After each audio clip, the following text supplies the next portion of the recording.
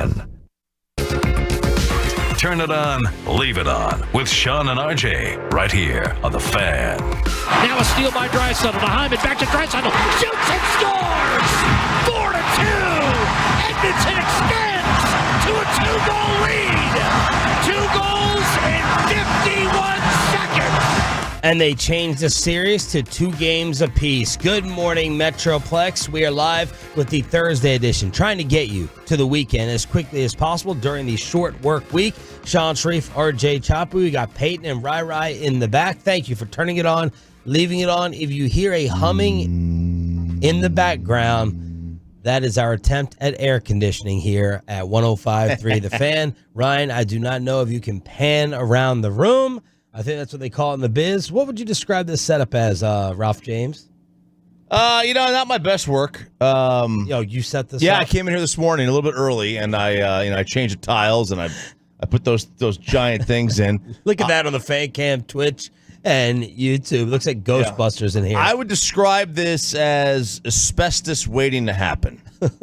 That's how I would describe this. I think this is nice job, Ryan. Yeah, these things are attaching to our lungs as we speak. They put air conditioning units, I suppose, in here.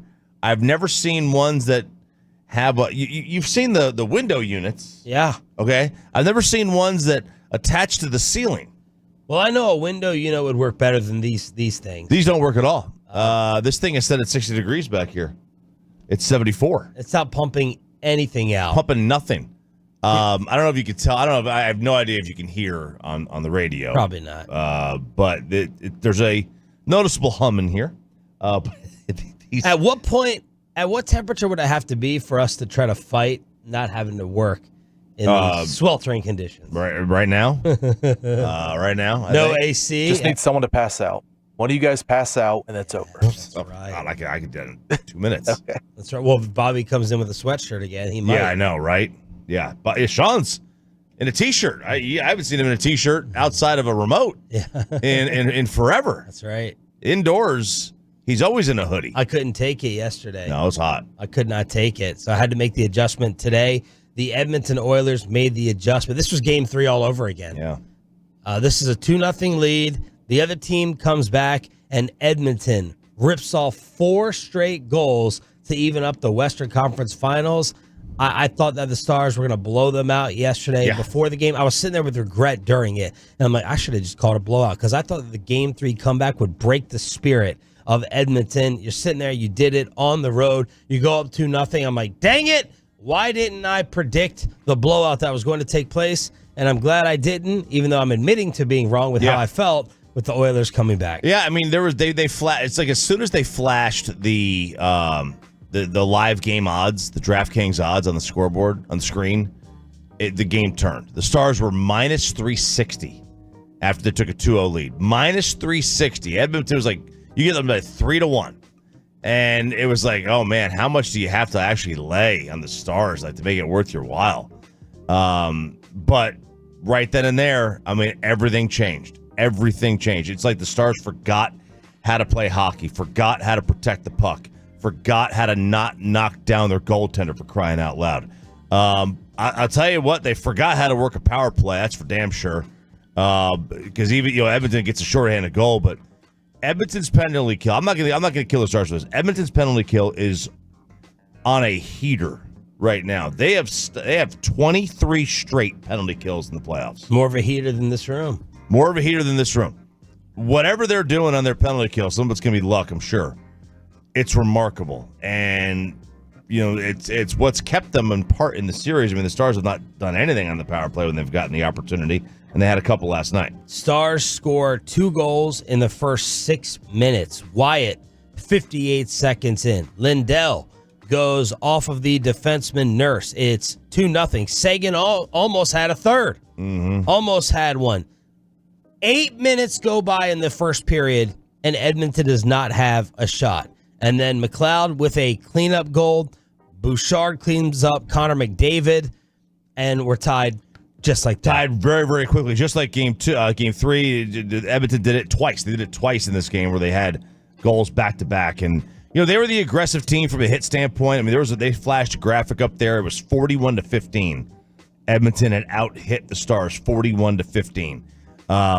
Yeah, and a lot of this all started when Tanev went out. As soon as he goes down with the foot, and I assume, I haven't seen an update on the X-ray that they're going to do. If they lose him for an extended period of time, they're going to struggle.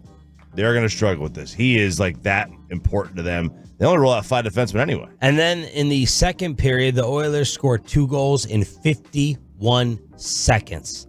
So they outdo the Stars with 2 goals in 6 minutes in the first period. They score the shorthanded one, then they get another, and it's 4-2. Pepe, your thoughts on Game 4 last night? Frustrating because, it was 2-0 early and you're celebrating like Bobby was on Twitter who jinxed it. Yep. But, it felt like the Stars could have put up 2 or 3 more because, like you said, Hintz had an opportunity, a breakaway there. Sagan had one, and you're like, all right, we're settling for 2-0 here. Then bam, the Oilers, they're a juggernaut offense. They'll come at you, just like fire like they did. You're 2-2 heading back to Dallas, and the Stars have responded well to losses all postseason long. So I'm confident still. But now it's a best of 3. Bobby sent me this note. Now that we're tied at 2, the winner of Game 5 goes on to win their series 79% of the time. It looks like that number actually ticks down for conference finals Game 5 winners. That drops down to 77%. So basically, you got a 78% chance of winning the series with whoever takes Game 5 at the AAC. I'll take my chances with that one. Let's Not go. if you lose. Not if you lose. Not if you lose. But you have home field still or home ice. You find a way to figure it out. They are the better team overall. I was going to ask you, does it feel like you can come away from the first 4 games saying someone is better? Okay, like they're the better team. Edmonton has versus who's played better in the series. Yeah, the Stars. I think the Stars still have played better in the series. Remember they were 1 overtime goal away from being up 3-0. So I do think that they have played better overall in the series. But this has been a wild series anyway. You have back-to-back goals. You've got unanswered. You have a ton of unanswered goals. 5 last night, and then the Stars had a bunch the other night. They had 3 the night before or the game before. It's been a wild series. Edmonton has tremendous talent at the top. I think a lot of the Edmonton Stars series is going to be like what the Mavs Celtics is going to be. Like the Mavs are the 2 best players on the ice or on the court, and then the Celtics have like the next 8. Edmonton might have the 2 best players, and the Stars have like the next 6 or 8 players, including goalie. So I think the Stars are the better team. Tolo, Drew, Will Hoyt hitting us up. A lot of star down. I like it. Well, I don't like it, but I get what you did. A lot of star down in this one tonight. Tanev injury could miss multiple games. Power play is terrible. Wayne Gretzky homer on the intermissions. Bobby Belt on Twitter. I will hang up and listen starting at 5:30. Man, so they do. I did notice on the intermission yesterday. They spent they were mostly talking about Edmonton. Now, granted, in the first period, it was 2-2. The story was how they came back and tied it. And in the second period, the story was, how they kind of really are taking control of the game. So I don't think you can go by last night. But yeah, Gretzky, look, he played for Edmonton. What do you want him to do? It's the way it is. Lundqvist is a Rangers guy. I think he's the best one that is not named Bissonnette on the entire set. I think he's fantastic. He did a great explanation of Ottinger on the Janmark goal. Yep. Where he was like, dude, the defenseman's got to keep him from centering that puck. It's you're kind of screwed. Keep him at an angle. Yeah, you're kind of screwed with what's going to happen there in the Janmark goal. The other one that was interesting, where I think it was McDavid clearly didn't try to make the goal. He tried to knock it off Otter's pad, like off the backboard to someone else. Right, like an alley-oop off the Chicago backboard. Bulls. Right, great. That's just. That was great analysis there. But because you're never thinking that when someone's taking a shot. Right. You don't think that they're trying to get a rebound off the pad, right? But that was fantastic analysis. Corey Seager is as hot as this studio, and the Mets pitcher that has taken over the sports world, glove in the stands, and all. That's all next. It's the Thursday edition with a Dave Matthews ticket giveaway. We'll get you set for Game 5 tonight in Minnesota. Don't go anywhere. Glad you're waking up with us right here on The Fan. Coming up in the next G.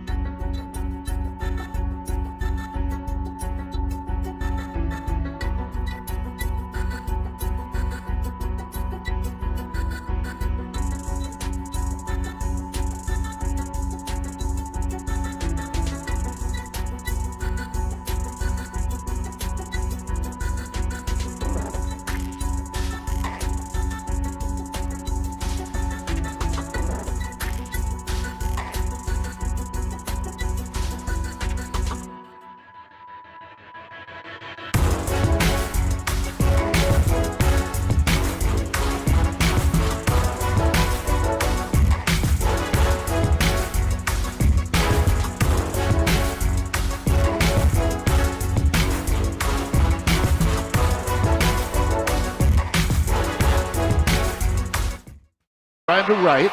Back goes McCarthy. He's at the wall. That ball is history. Corey Seager puts one in the first row of the lower deck. He has done it again. A two-run homer, and it's 4-0. The Hall of Famer Eric Nadel with the call yesterday afternoon on this radio station. In case you did not know and you're just waking up, we are your home of the Texas Rangers. Getting rolling a little bit. Thank you, Arizona Diamondbacks. Rangers win 6-1, and Corey Seager is in fuego. 8 home runs in his last 8 games. Dane Dunning, my boy, went 5 scoreless. Adolis Garcia with 3 walks, but obviously the story is Seager. Yeah, it is. And, if you want to, you can go on the internets and get him at 35-1 to win the MVP.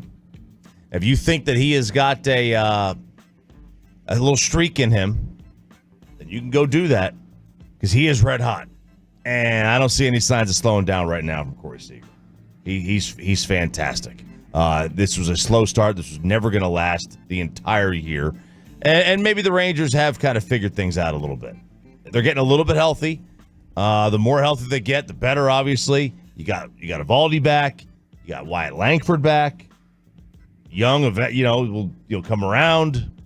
Seager's coming around, obviously. They give Simeon the day off. He'd been slumpy because he got banged up in a collision in the outfield. So let's see if this thing actually has got some legs to it. Baseball leaders in WAR, because when I try to go to the counting numbers, I'm like, for MVP, should I look at average? Should I look at on base? Should I look at slugging? Should I look at home runs batted in? So I just decided to go with WAR. All right. Is that fine? Yeah. Would you go to that category of the counting numbers over the rest? WAR's a good one. Right. OPS is good, but WAR is good because it also talks about kind of games played, too. Gunnar Henderson leads. Well, he's tied top of WAR in Major League Baseball with Mookie at 3.7. He's amazing. I think he's leading the league in home runs, too. Bobby Witt, Gunnar Henderson has 18 home runs. Kyle Tucker also has 18. Bobby Witt Jr. in Kansas City has a 3.5. Colleyville. Kyle Tucker, 3.4. Shohei, 3.2. Judge, 3.1. Soto, a 3. Volpe in New York. My goodness, 3 straight Yankees right there in Judge, Soto, and Volpe. At a 2.7. Duran in Boston playing center field, a 2.6. So there's a lot of American League competition there in that top 10. There is. And Soto and Judge are 1 and 2 in the odds to get the MVP. Bobby Jr. is 3rd. Gunner's 4th. Seager's like 10th at 35-1. Those are great odds because I think that Judge and Soto are going to steal votes from each other. Gunnar Henderson and Adley Rutschman are going to steal votes from each other. So it might come down to, hey, if Seager makes the playoffs, the Rangers make the playoffs, if Bobby Jr. makes it, the Royals, how does that all work out? How does that shake out? Because obviously then Tucker with the Astros, who's an MVP candidate talent-wise every year, doesn't always play that way, but because sometimes he gets banged up, but he is fantastic as well. Seager's WAR, by the way, is a 2. So that's where the Rangers stand. And I wonder how much of that 2 is in the last 10 days. Because he's been red hot the last couple of weeks here. As for the Rangers, they are going to have a day off today. So a day off before heading to Florida to take on the Marlins starting tomorrow night, 5:30 pregame, 6:10 first pitch. The Marlins have 20 wins on the season. The Rangers are 2 games under. And they already started their fire sale. And they traded Louis Arise a couple of weeks back to San Diego in a deal that makes no sense. I mean, why would you get rid of a guy who all he does is just Tony Gwynn? Yeah, you're just trading Tony Gwynn. That's all you're doing. Good luck with that one. It was a great trade. They look, the Marlins, they didn't want Kim Ng around anymore. I mean, she only made the playoffs, so they decided to get rid of her. And now the whole thing's going to you-know-what. All right, speaking of the National League East, the story of the New York Mets. Jorge Lopez, as a pitcher, 3.76 ERA on the year, which, he's a career 5 ERA guy. But this year, 3.76 in 28 games. Okay, so not a sample size of 2 games. All right, 28 games. That's almost half a season for a reliever. Relievers, usually will get to the 60, 70 inning mark. Maybe 80 if they're really, really good, but generally between 60 and 80. Well, he's already almost halfway there. 3.76 ERA. You'll take it.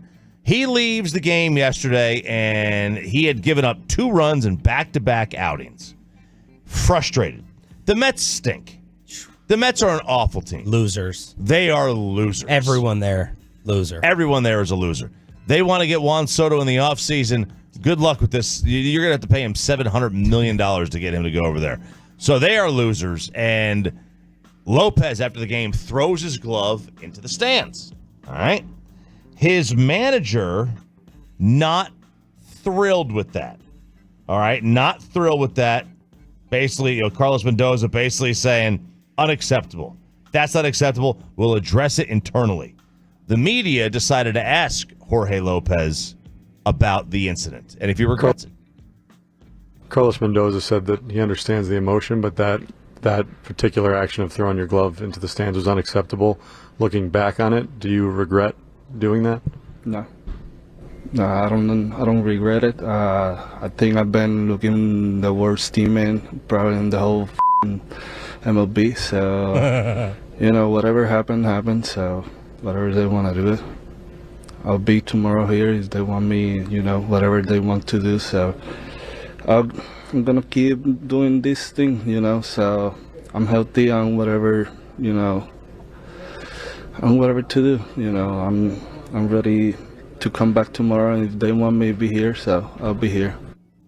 Well, I don't know if you'll be there. They DFA'd him. They're going to do that today. Now, Manny Gomez, another reporter, said... And by the way, after this, they called a players-only meeting after getting swept by the Dodgers. Yeah. Lindor's like, gather up. Gather fellas. up, kids. Manny Gomez said Jorge Lopez did not call the Mets the worst team. English is not his first language. He said what he actually said was, I think I've been looking like the worst teammate probably in the entire league. Hey, let's go back to that part, because to me that's the crime. Throwing the glove into the stands, I don't have a major problem with. Bryce Harper throws his helmet in the stands when he gets ejected a lot. Does he? Yeah, all the time. Throws his helmet? Throws his helmet in the stands. Souvenir. Here comes a souvenir. By the way, Bryce Harper's ejections can drink. He's been ejected 21 times in his career. His number of ejections can drink legally. Oh, can drink legally. Let's hear this again from Lopez. No, I don't regret it. I think I've been looking the worst teammate probably in the whole MLB. So the worst teammate in the whole MLB, the worst team in the whole MLB. Yeah, and so like that reporter said that this is what he actually said. He was asked to clarify if he said he was on the worst team, and he goes, "Yeah, probably it looked like." So like you're getting you could be getting a translation issue. Yeah, here. rank the crimes if you are Mets management. Throwing the helmet into the stands, saying right now what we think is I'm on the worst team, or I don't regret it. Which one ticks you off the most and causes you to DFA if you're going to do it? I would think saying that I'm on the worst team. If you throw your glove into the stands, it's emotion. Yeah. And I don't know that a lot. I mean, yes, you regret having the result of the emotion, but do you really regret the emotion? You want to have emotion. So yeah, I think it would be the saying you're on the worst team. So Jorge Lopez, now DFA'd exactly means. So it's called designated for assignment. They have, unless they've changed it, 10 days to trade him, and if they don't trade him, they can option him either. They'll offer him an option to go to the minors, or he becomes a free agent. 877-881-1053 is the Franklin Franco Injury Attorney text line to hit us up here on DFW Sports Station. Up to nothing. Someone tweeting, it's over. The Vince Carter dunk gif. Why we blame Bobby Belt for what happened to your hockey team last night. Next on The Fan. Hey, miss anything on Sean and RJ?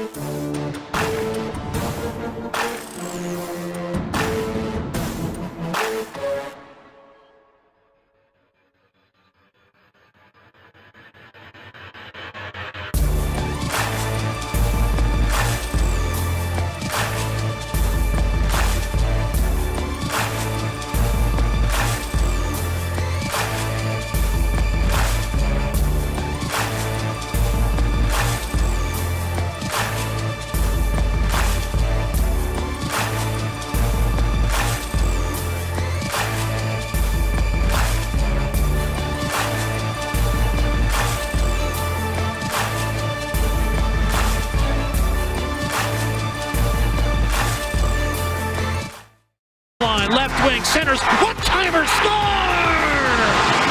Matthias Janmark has given Edmonton its first lead of the night, 3-2. Oilers radio with the call. Good morning, Metroplex. Shout out to the 6 a.m. club, our best audience of the entire show. Got the entire morning squad with you. Sean Sharif, RJ Choppy, Stars Jinxer, Bobby Belt. We got Peyton and Rai in the back. We are live on the Fan Cam, Twitch, and YouTube. Explain yourself. I mean, look, when they went into that TV timeout, both teams came out completely different teams than when they went into it. Dallas dominated the first, 8 minutes of that game. And so what my GIF, not GIF, what my GIF signaled was, guys, sit up and pay attention. Edmonton's about to come out and end this game in the final 52 minutes. And I tried to communicate that, and a lot of people just misinterpreted it. Yeah. Ultimately. Basically, whenever I say anything that seems like it's wrong, people should stop and evaluate if they just didn't hear it correctly, or maybe filled in gaps that I never put in there, because I'm never wrong, Sean. Yeah. As Sandler will tell you. 5-2. 5-2. I was just thinking it was over at 4-2. And it was 5-2. The Edmonton Oilers even things up, and now we're tied at 2 games apiece. And that, as much as Game 3 we thought changed the series with that 3-goal spurt in 3 minutes and 30 seconds, this equally did it, and this just goes to show you how crazy the NHL is. It's sports. I said this about NBA series. These guys really do have 24-hour dementia. When you think that something is going to break someone, if you apply this normal everyday life with a devastating thing that happens to you, you think that's going to affect you for the next day or for the next week. But no, teams can choke things away. Now, maybe it sticks in your head the Indiana Pacers, we're going to figure out a way to lose this to the Boston Celtics. I was hoping that's what was going to happen in the final 5 minutes for the Wolves against the Mavericks. We don't know what to do. This is going to haunt us, but we have learned, and it'd be an interesting case study to see teams that get blown out in the playoffs over the past 3 to 5 years, how they respond the next game or the rest of the series. Because I, to be honest, thought that 2-0 last night, coming off of what happened in Game 3, would break them. I was about to say, do you think that amnesia or whatever it is a trait of that sport? We all feel like in MLB you have to just put games away out of your head because there are so many of them. Do you think that's an NHL trait, or do you think that's a specific team trait? Does Edmonton have the ability to wipe that away, or is that naturally what hockey players do? I don't know. But even going back to the Rangers, right? With what happened against the Astros, you thought that is the Altuve home run. You're broken. Yeah. That is going to break you right there, and then the response and the bounce back. Everyone apparently capable of doing it except for the Dallas Cowboys. Well, that's because it's a one and done, Sean. Yeah. If they would just fix that damn playoff system, we would have all the Super Bowls. Here's what's to me, that was easily last night. You almost did it. What? You almost went, what's interesting? Didn't I say it? I thought I did say it. You went halfway. Funny. It's funny. Did catch myself crushed. So what are the two? It's interesting and it's funny? Yeah. Here's what's funny and interesting, both of the things. Is that, to me, that was clearly last night the worst game they've played the entire playoffs. That was just, after the first 8 minutes of that game, everything they did was poor. Defensively, Otter wasn't great. I don't think that Otter was necessarily terrible. Some of them were just bad positions. What do you want him to do? Some of them were just unfortunate, but it was just bad across the board. They still, when's the last time they had a power play goal? Game 5 against Colorado? Yeah. Look, because they're 0 for 10 in their last 5. Yeah, but this is, I think this power play situation is more about Edmonton than the Stars. Yes, because they've killed so many in a row, but it's 23 in a row now. And that's the thing, though, is that if you're better than Edmonton, you need to score on the power play. The power play was so big for them against Vegas and Colorado. If they lose that, they will lose the series if they can't turn that around. And I don't know how much of this I'm going to put on Otter, because when you lose 10 of the whole game changed with that. When you lose 10 of your, you lose they don't run out a lot of defensemen anyway, right? And then you add to the fact this guy, the whole team just changed when he got there anyway. And if he is out for an extended period of time, I mean, we think the Mavs losing Lively is a big deal. I mean, and to the generic sports fan, Tanev is what? That isn't the diehard hockey. Nobody represents. I mean, I think it'd be like the Mavs. If it's like with Lively going out. Like you're losing a leader, a defensive. He's more of a leader than Lively is, but a defensive presence and stuff. But just a good, solid hockey player. And this is a guy. He's been around for a million years. You lose him, and there's going to get an X-ray. We have no idea what the prognosis is going to be. But let's just say you lose him for Game 5. He's not able to play, which it did not look like a terrible injury, did it? I mean, it grazed off his heel. I mean, it did not, but there's no padding there. I was stunned that he wasn't able to return. Even after you see the replay, it's like, really? That? But it happens, man. It's just that puck is hard as a rock. 877-881-1053 is the Frankel and Frankel injury attorney text line with your Stars thoughts and what happens moving forward. Bobby sent the note. 79% of the time, the Game 5 winner of an NHL playoff series goes on to win it. 77% of the time in the conference finals. Live on the Fan Cam, Twitch, and YouTube. More Scotty Scheffler evidence coming out as the charges were dropped yesterday from the incident that happened outside the PGA Championship. Now we have the audio. We have the audio, not of the officer who supposedly got dragged, but while he was being medevaced and flown out to get his leg amputated, another officer comes up, and this was the back and forth with Scheffler and the other police officer. As I was pulling in, my window was down, and the officer told me to stop. And first of all, I did not know that he was a police officer. I thought he was one of the security guards that was mistaken. And as I was pulling by him, he grabbed my arm. Stop right there. Why does it matter if he's a security guard or a police officer? Because if somebody's telling you to stop. Yes, you're right. I should have stopped. I did get a little bit impatient because I'm quite late for my tee time. And as he was reaching in the car, he grabbed my shoulder and hit me, like trying to get you to stop, right? Yes. Okay. It seemed to be a little bit over aggressive because the entrance was open. Okay. And I pulled a little bit because I was afraid. I thought he was going to start hitting me, and I didn't know who he was. He didn't tell me he was a police officer. All I saw was the yellow jacket. I didn't know what he was doing. I listened to the police officer. So the thing is, he's wearing a uniform. Okay. He also is wearing the same jacket that I have on that says police. Yes. Okay. Also, on that, if someone's telling you to stop, no matter who it is, you don't keep going. So what happened is you kept going and you took him with you while he's a pedestrian, okay? Yes, so you took him with your car and drug him, okay? Yeah. Which is not a good thing, I'm right? very aware that was to make it, so listen to me, so make it even worse, when he asked you to get out of the car, you refused to get out of the car. I still was not aware he was a police officer. I was actually looking out the window of the car to try to find a police officer. I asked. We're all right here. And he was there. Believe me, sir. If I knew we're all wearing yellow vests so you can see us. Let's go back to the first point, okay? No matter if you thought it was a police officer or not, why are we wearing yellow vests? Why do you think we're wearing yellow vests? So you can see us, right? Yes. So you can see us, and if somebody tells you to stop, if it's a traffic guard, security guard, anybody, that means you stop at that time and you don't keep going. Yes, sir. Okay, so stuff like this doesn't happen. Yes. Because you actually hurting him, and he's a police officer. Yes. He's got a huge scrape on his knee. He's getting checked by EMS, big bruise. So I don't know.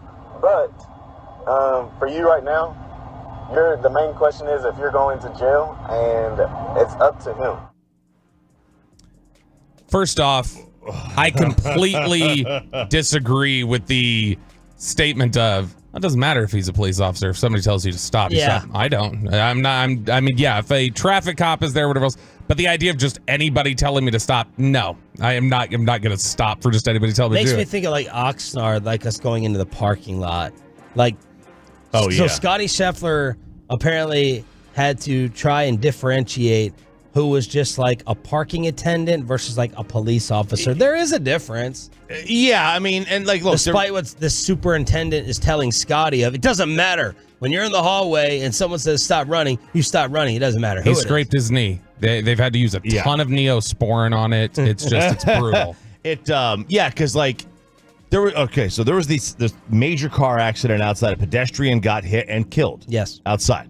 So the whole place was crazy. He was trying to get in. It was rainy. It was dark.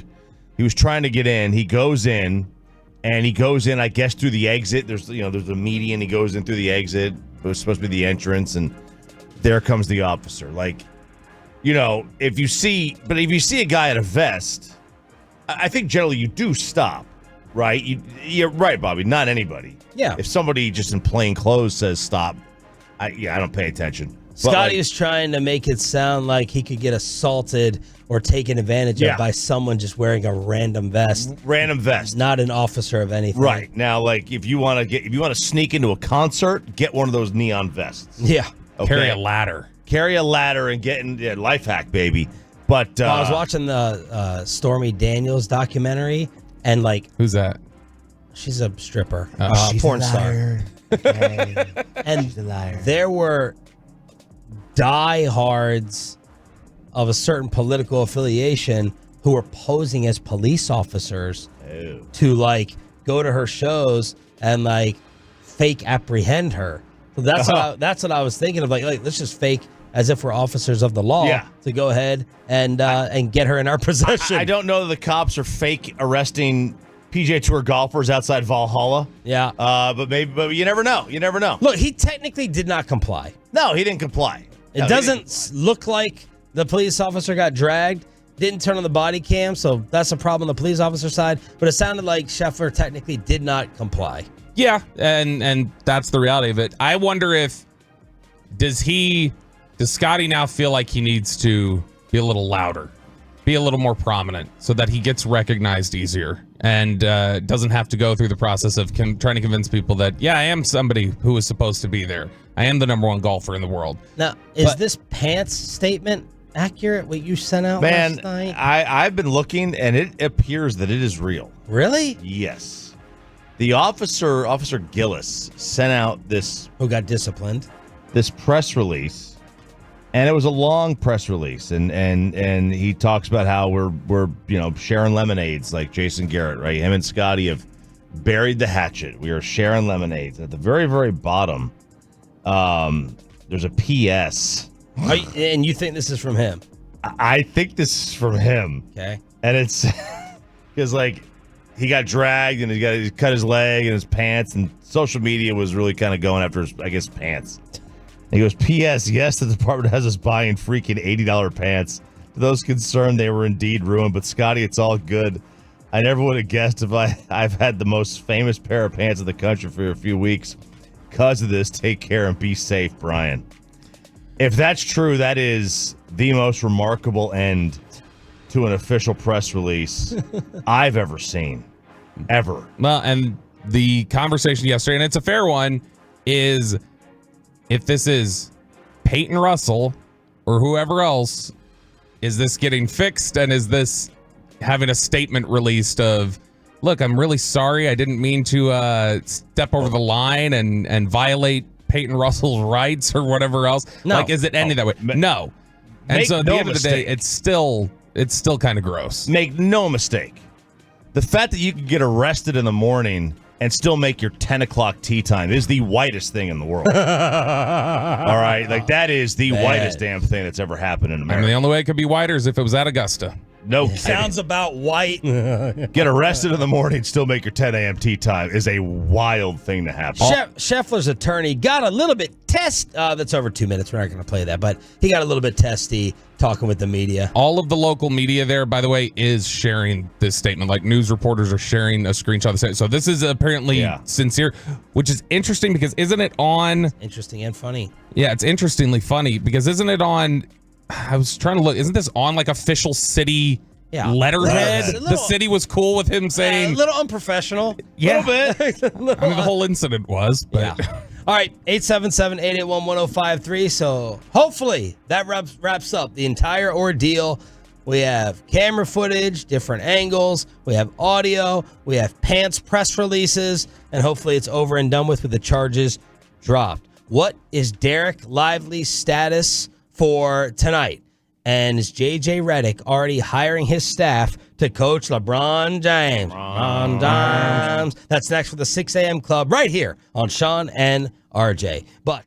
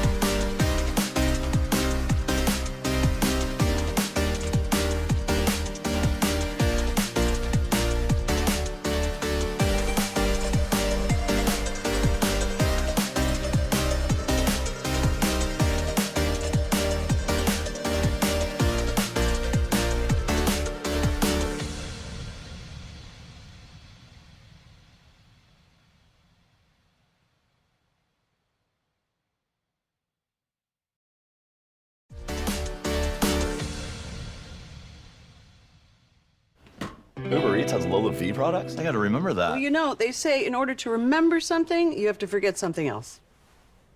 Okay, now that is a very cute haircut. That's like a little shag. I've never seen that before. Well, I mean, of course you have. It's the Rachel. Oh, is that your name? No, I mean like your name. No, I'm Jen. My name's Jen. Right, but I just mean like this is your haircut. But that's hair on your head. I'm not saying this is your hair. Okay, freaking me out a little bit.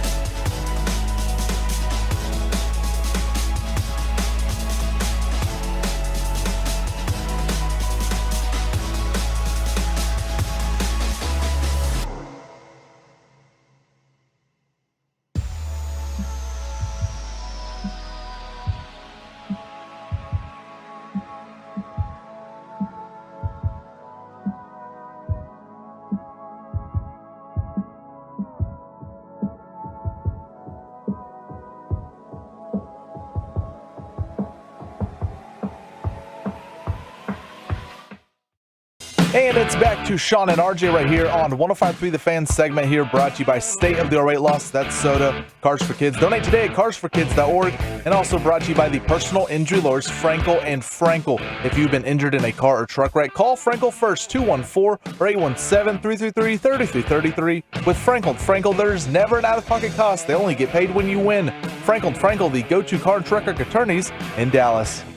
Apparently, the new key to deciding the NBA Finals is Derek Lively.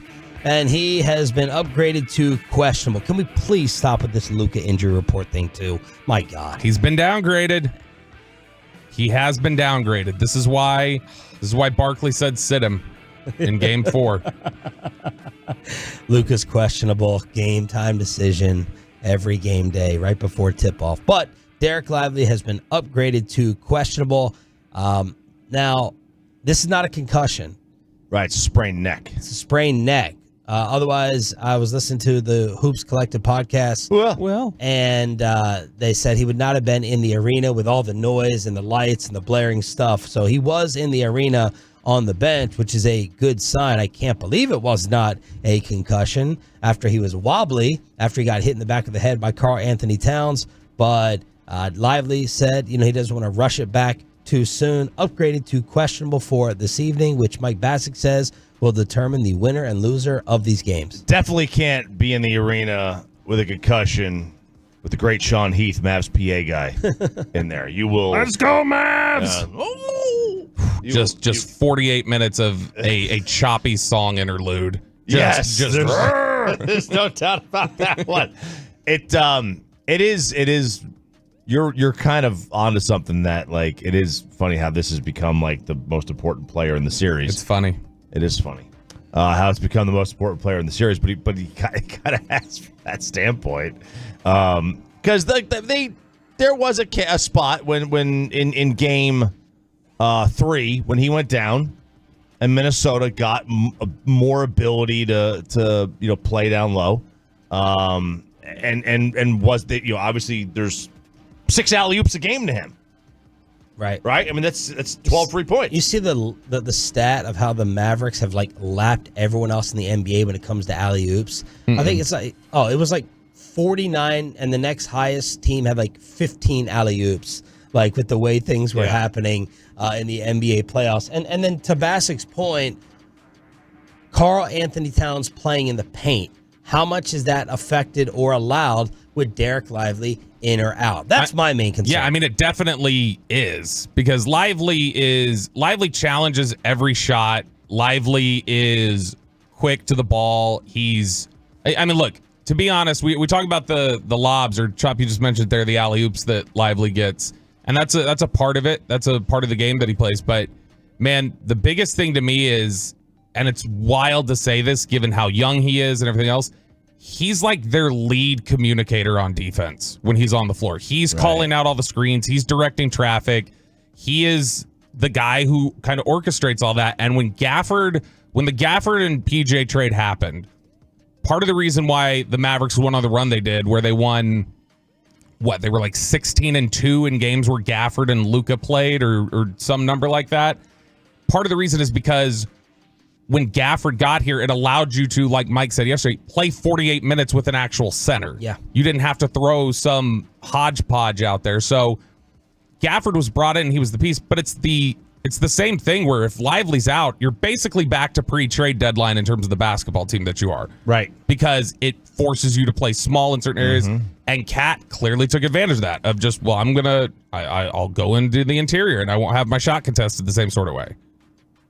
Oh, there's no doubt. And that, having a big on the floor for all 48 minutes, especially when they've got a guy like Gobert down there, I mean, it's just, it gives you more an advantage. I mean, it keeps guys out of the paint. 2-minute report from the other night before we go full steam ahead for this evening. Yeah, so we had asked the question, we were talking about it yesterday, did we actually think Ant had fouled Luka on the shot?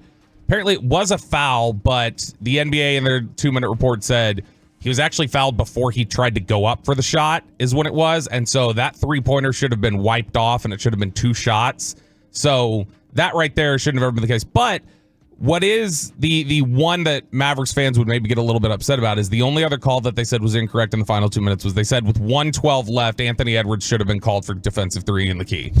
And defensive 3. It's one of those where that's where PJ Washington missed the 3. Mm-hmm. And then I think Kyrie got the offensive rebound and Kyrie put a layup up a few seconds later. Fine, they scored 2 points on the possession. Great. But that's different than if you get a free throw there and then potentially maybe you get a good look at a 3-pointer. That game at that point's 100-99. And it's a 1-point game. And There's a lot more pressure on Minnesota than when it was 197 after that. Probably doesn't make a difference in the game, but it at least makes you go, well, shoot, I wish they would have seen that. In fact, that's the call that I see most consistently on these reports. The NBA is saying that their officials are missing is defensive three. So they're just flat out missing that call pretty frequently. Well, I've thought for a while they need to have an extra official on the floor anyway. The game's too big, too fast, too big, too strong. For 3 referees, they should have gone to 4 decades ago. And maybe you'll get guys focusing on calls like that, but that's also not. I don't know. I don't want the game to get bogged down with defensive 3 seconds. Yeah. Reports are that J.J. Redick is the object of the L.A. Lakers' affection. So much to the point they're infatuated, and Chris Haynes yesterday on the Dan Patrick Show said he's hearing that Redick is calling around to assemble his staff. So it looks like and sounds like J.J. Redick will be coaching LeBron James. And Bronny, too, probably. And Bronny. So this confirms LeBron's returning to the Lakers. There's no doubt. There's no way that J.J. Redick is going to take the job without LeBron James. I would not imagine. Although it is a job in the NBA and it is the Lakers. Yeah. But you're not going to go there and take your first job and have, 28 wins? Like, you're just not going to do that. You're not going to sign up for that. This, to me, confirms that LeBron's going back to L.A. And that's part one of the entire shoe dropping. But this is also the... And then it's, will LeBron make them use the first-round pick or the second round pick? Yeah, and then how long before LeBron hates J.J. Redick and decides that he needs to get fired and ruins that relationship? Like, how long is that going to happen? Redick has praised Bronny throughout the draft process. He has? He's talked about what a mature kid he is and the way they just... LeBron, in one of those episodes last week, it's so funny. Like, LeBron has consistently talked about, well, more pressure on me than anybody ever, which, I mean, you can argue there was a ton of pressure. More pressure on me than anybody ever, and I silenced all the doubters who everyone wanted to see me fail. But then he, in his statement, said, I couldn't handle what Bronny's going through. I could not handle that. But what was interesting was Sean Charania, says that Phoenix would legitimately consider taking Bronny at 22 to get LeBron. That they would at least look into that in the first round. So that might make a difference. But Redick he's praised Bronny as super mature and the way he's handled the draft process and smart player. What are you side-eyeing more as a Laker teammate? Redick there with LeBron or Bronny there with LeBron?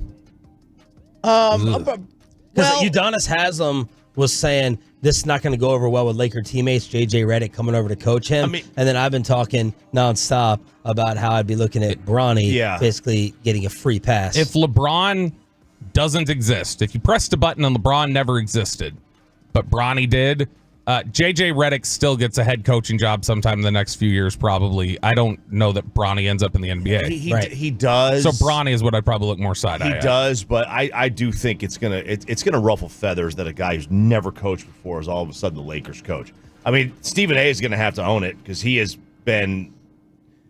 never liked guys going from booth to coach without having any experience, right? And a white guy.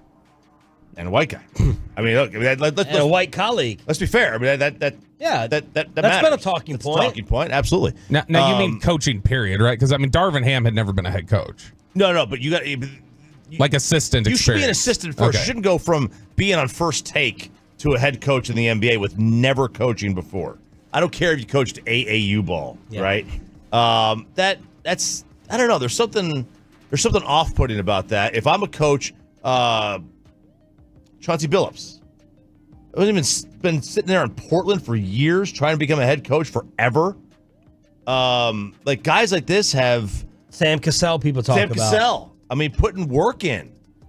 Damon Stoudemire went to like University of Pacific, to try to get a head coaching job. You're trying to do things to become a coach, and look, it happens, right? I mean, you take the job the way you get it. But it's just, I think it would ruffle some feathers. Should have done a podcast with LeBron if that's what Chauncey Billups wanted. Which one of these things do you think on the list of criteria is overrated the most? Because this is the J.J. Redick checklist. Duke, all of us, automatically we associate. The reasons we don't like him? No, just like the things that won't matter or shouldn't matter in terms of judging him as a candidate. Duke, which we automatically assume makes you smart, Right? The X's and O's, the analytics with the new school stuff. These are all the things that have jumped out of the television when it comes to J.J. Redick. Or kind of being real, strong opinions, keeping it real, right? I guess he's, kind of called out LeBron a little bit with the with the podcast and, being blunt and opinionated. What do you think won't matter or should matter? I mean, Duke shouldn't matter. That shouldn't matter at all. I mean, there's plenty of smart basketball players that didn't go to Duke. I think keeping it real actually goes a long way. Yes. If he keeps it real. If he keeps it real. I do think, LeBron may not like it, but most great players do want to be coached. They do want to be coached. They don't want to be coached. I don't know if that's still a thing. Yeah, I don't know if that's it's still a fascinating discussion to find out if that's still a thing. I have no idea if do I want to be coached or do I want to be appeased? Right.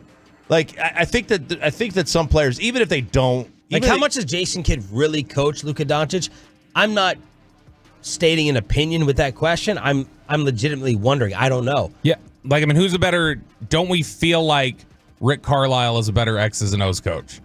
But yes. Jason Kidd might be a better personality manager. Yes, no doubt. I mean, shoot, Rick took that. I mean, Rick was the final. Rick was in the conference finals this year. That's pretty good. Bobby asked this about Redick. Is there a Tony Romo-esque feel about him from other coaches? When he goes on TV, he really breaks down these X's and these O's, and everyone else throughout the league, kind of what you and Brian Billick got on Romo for, are thinking, I could do that too. You're just doing it more often. We all know and think and can't communicate the same thing, because we look at Redick right on TV whoa, at least I do. When JJ Redick is talking and really breaking down a play, I'm listening because he really goes into the X's and the O's of things, which you wanted to do on that podcast with LeBron. Yeah, I think positionally it matters. Quarterbacks, I think, have it easier than left guards being able to break down. Center might be able to, right? But I think a linebacker has an easier way to understand what's going on than maybe a corner who's way away. Yeah, I mean, some position, quarterback, safety, those guys have to know what's going on in a bunch of different areas. Whereas Jason Kelce even had said during their podcast recently that Travis was going to have to answer a specific question about route stuff because he's like, I don't know, I'm just paying attention to who I'm blocking. Yeah, so you have that aspect of it, and I think JJ is super smart. I don't think there's any doubt about that. His X's and O's. Look, the only thing that with JJ is that he doesn't think that anybody who played basketball before 2004 is worth a damn. That's the only thing. And that works out well because LeBron came in 2003. Mark Stein says Sam Cassell and Jared Dudley would reportedly be candidates for the J.J. Redick staff in Los Angeles if the hire officially takes place. Y'all, it's already Thursday, and that means at 6:40, Peyton Russell takes over. How long do you How long do you have to wait before you ask for money back and forget quiet quitting? Pepe says people are now quiet vacationing. The Payload, along with the Dave Matthews ticket giveaway for the 6 a.m. club all around the corner, next. But let's get you over to the greatest.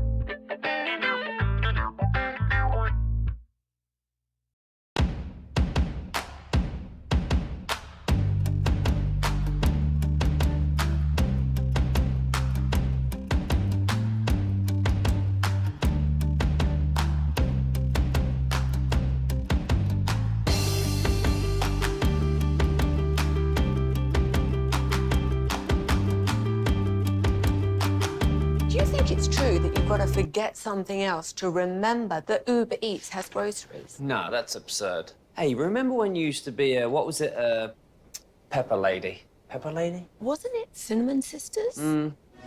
Basil babes. Saffron Squad? Nutmeg maidens? Paprika? No, Nutmeg Maidens. I just said that. Was it Spice Girls? Doesn't sound right. Was it Saffron Squad?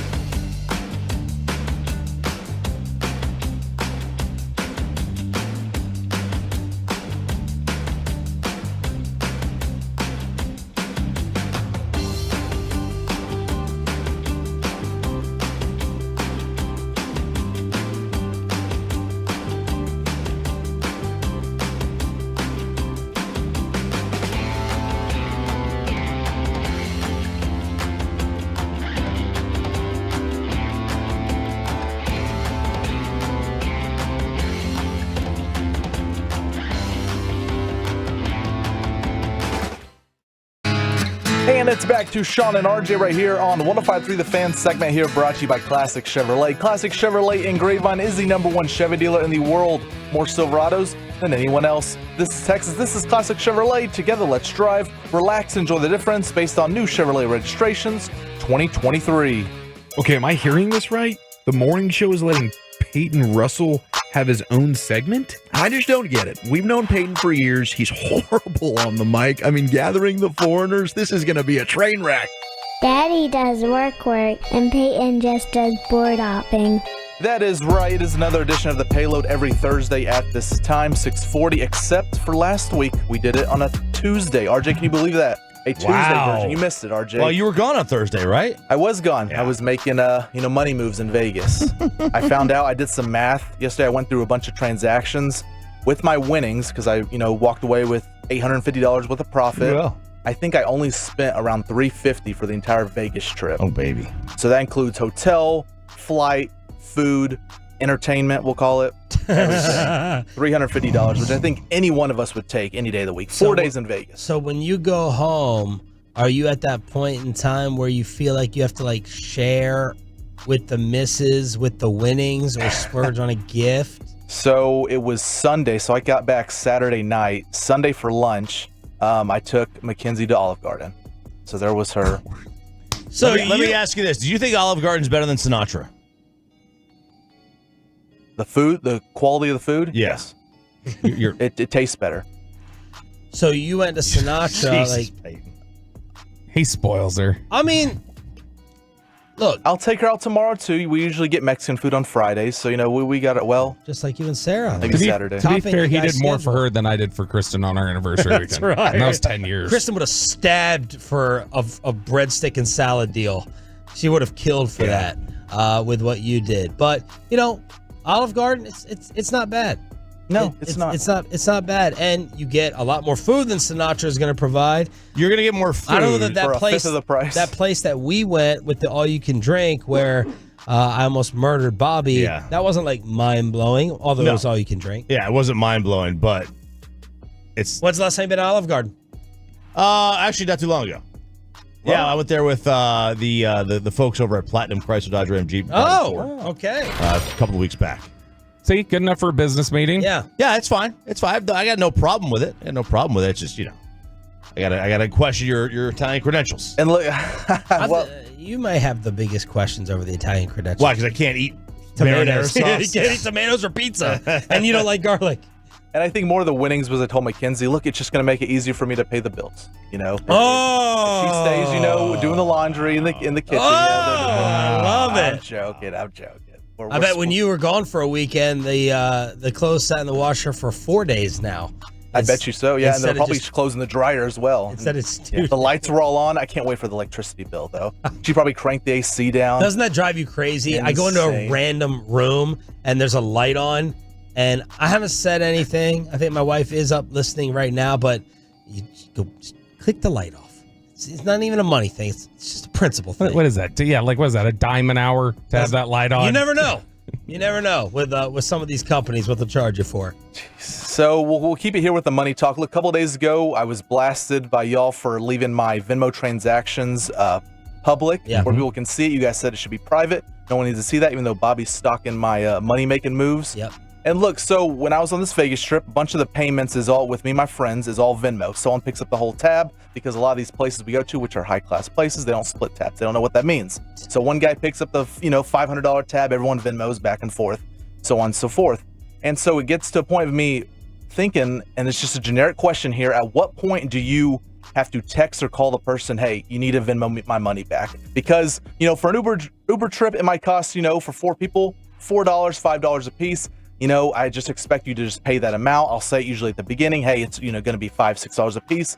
But I'm not going to text you saying, hey, where's my $4.35? Right. It has to get to a certain amount before I have to text you personally and be like, hey, let's pay our dues here. Depends on the amount. So what is owed? Like what money amount are we talking here? Because just use the radio, just name them by name. Instead of breaking down Uber division, like one person should just pick up the next ride. So what are you splitting and what type of amount are we talking? Yeah, so like if this was more like in college, just happened a lot with friends, where like I'd pick up an Uber trip and the cost would be like, But no one is owing from the Vegas trip? No, we're all caught up. You're all square. Now some paid up, a few days later because you can request on there, hey, pay this, and that made it easier, but they would just wait till the end of the trip to, do all the payments. I think this question is more for like the person who's willing to pay. Like Choppy laid down the card for our big Italian dinner to get the points. Broadus did it during the awful Oxnard training camp dinner that we could not escape out of that room.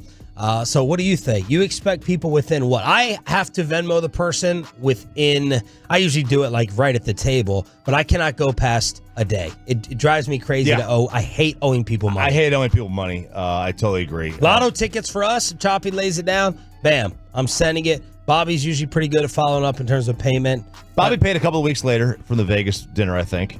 Oh, I don't think. Did I? He doesn't even remember he was there, so forgive him. I do tend to shots of Merlot. Yeah. That's like I do tend to. There are times where I'll just forget. I want people to remind me instantly, like the next day, like you owe me money. Yeah, because I will Bobby forget. Would pay it with interest. Yeah, he probably would. That's what I did to Peyton the other day. I'd forgotten his $40 from How Young is Peyton Russell, so I gave him 60. So that's a hell of a lot of interest. 50% interest. So here's I think you obviously want to avoid a confrontation. All right, and I'm the king of this, avoiding confrontation. Just in the group chat, say, hey, if anyone hasn't paid me for Here's this, my Venmo name. Just send me the Venmo today. They know. This way you're not outing anybody individually, and you're not making it awkward one-on-one. You're just saying to the entire group, hey, if y'all haven't hit me back for the cab fare or whatever. Does everyone have that friend in the group who's going to be really, really late, and then they gaslight you? I still don't know what gaslighting means, I'm assuming. Then they get mad at you like, yo, relax, like, chill. I know it's just been a month. So, like, now you're turning me into the a-hole for you owing me money. That's a gaslight situation. Does everyone have that friend in the group? Like, was it Wolchuk or Eric who was, like, really late or will be really late? Chiafalo, I don't expect you to admit to that if you're leg pressing right now. But I felt like one of them was like late on something. He was repayment. big on my butt sunning. He said butt sunning. He's a big proponent of that. That's on brand. That wherever, I don't even remember where it was, the Brazilian steakhouse or whatever that Choppy got kicked out of in Oxnard because he wasn't eating. Yeah. So I picked up the tab for that, and I think 2 out of 8 people paid me back, and I just never said anything. Wow. Oh, we got to name names. And by the way, adds up after time. Well, I'll say Eric was the one who paid like there at the table. Oh, my bad, Eric. So Eric did send me the money right there at the table. Who else was there? Choppy, who else was there at that dinner? that you were there for 2 minutes for. I mean, Chiafalo, Wolchuk, Bobby, Broadus. Corey? I don't remember if Corey was there. I was literally there for 2 minutes. Yeah. I don't remember. But we need to figure out who did not pay. Who else would have been? Bassick? Kevin? Dawson? Kevin was there. Ooh. I don't know. Was Bassick there? I don't know. Well, just one more person paid. I know Broadus paid. Broadus definitely paid. So Kevin did not pay. Oh, I'm writing this down for crosstalk. I'm writing this down. Bobby, you know and you won't say. Yeah, he knows. He won't say. I forget. Yeah. Gosh, who else was there? When I pick up a tab like that, I in my head say it's gone, and I'm not getting it back. And if I get it back, it's gravy. Bassick, would he have been there? Oxnard trip again. Dawson, Bassick, Kevin. You never know if they're actually there at the dinner if they're going to go. There were people not from the station there too that are like. Yeah, one of those people paid me back. Oh, really? Yep. But too much time has gone by. I think after a month or so, it's over. Yeah. You know, if you don't, if you're not then you just don't responsible get. enough to Then you ask- just don't get invited to the next event. Splitwise, man. Because you're cheap. Splitwise. If I go out to dinner with someone and they're being a pain in the ass about the bill, I'm like, you're not getting invited to the next dinner. You're out. You want to be a haggler over it. These things, I keep score. My wife, she always gets mad at me over that. And I'm like, yo, man, you got me. I got you. I got you. You get me. You got to keep score. It's a Payload every Thursday at this time, 6:40. And guys, we talked, it feels like a couple months ago or a few weeks ago, quiet quitting. RJ brought this topic up during Chopping Up every Wednesday. Now it's time for quiet vacationing. Look, we all want PTO. We all want the time off. But there's a study out there of almost 1,200 U.S. employed adults that 37% of millennial workers said they take time off without informing their bosses. Now, this isn't like they don't tell their bosses. What are you, Mike they're taking the off. Mike Bassett Bassick's a rule? millennial? They're just not face-to-face conversation. We have, when I take time off, no one's up here at work. So when I put my time off request sheet, in the boss's mailbox, I don't see anyone. I can just drop it off. I don't have to see them because it's like a little guilty thing. Like, hey, you're going to continue to pay me with me not doing work. You like sneak it in Tim's box. Yeah. Like I put it like the last sheet, so it's not the first sheet that Tim will see. Like it's just the 6th or 7th paper in there. It's like anything over 3 or 4 days, I feel guilty taking off. Even though when I take my vacations, they're usually Yeah, a you week feel or so. real guilty. Yeah. Italy. Yeah, Mister, you're going to be Vegas off and more than Italy. you're going to be working in the next 3 months. Man, I think we're 5 weeks away, guys. 5 weeks away from 7 days. I don't want to hear it. We're 5 weeks away 7 from Chris days. Strong, so we're all applauding. Oh. Yeah. Jeez, I'm sure he'll love it. But is this something we do? I mean, would we all agree? Like, you never hand off. You never ask the bosses in person, "Hey, can I get time off for this?" You just sign off the request sheet, send it in their mailbox. Who does that? Who goes to their boss and says, now maybe if it's like a big issue or you're going to be missing something major at work, you should have a discussion. But otherwise, no, you submit the paperwork. Yeah, there are certain times a year where some industries just don't let you take off. Like Sarah can't take off time like November, December. And I think it's June too, right? She can't take any vacation time. Like during those months. I'm afraid I need to have a face-to-face unless I can find it in the company handbook. Someone's telling me I don't have 4 weeks of paternity leave, that I actually have 6 weeks of paternity leave. Man. And I'm needing to find that out, but I'm scared of having that face-to-face conversation. Can you do me a favor and take those when Peyton also is off so we get somebody who actually does a damn bit of work? Yeah, while I'll he's do it gone? during Peyton's Italy trip. Yeah. Holy cow. Yeah. That's Peyton just found 4 more weeks in to give break times. Yeah, because if you do it with your boss, there's going to be a guilt that comes along with it. Especially if it's like close by, like if it's like a week here and then a month later it's another week, because it feels like if it's not spread out, it's like, all right, can I, and they can always deny it, I guess, but yeah. And then the 972 says they text off for their time off, so they text their boss. Yeah, text. Hey, taking off. One of the jobs I had back in the day, there was no paperwork. It was literally you just go up to the boss and say, "Hey, I'm going to be out these days," because it was just the way that they would input it into the system. You would just tell them, and then they'd put it down and like have it on a company calendar. Yeah. And like. You can, like, my sister is in town from Atlanta. Well. And she's technically working. She didn't take time off. Like, she's still doing work while she's here, but she's not putting in 8-hour days. So this is the she's quiet vacation in a sense. Like, she's not using her PTO. She's putting in some work, but it's not the same as she would be when she's home. So technically, she's like, I'm on company time.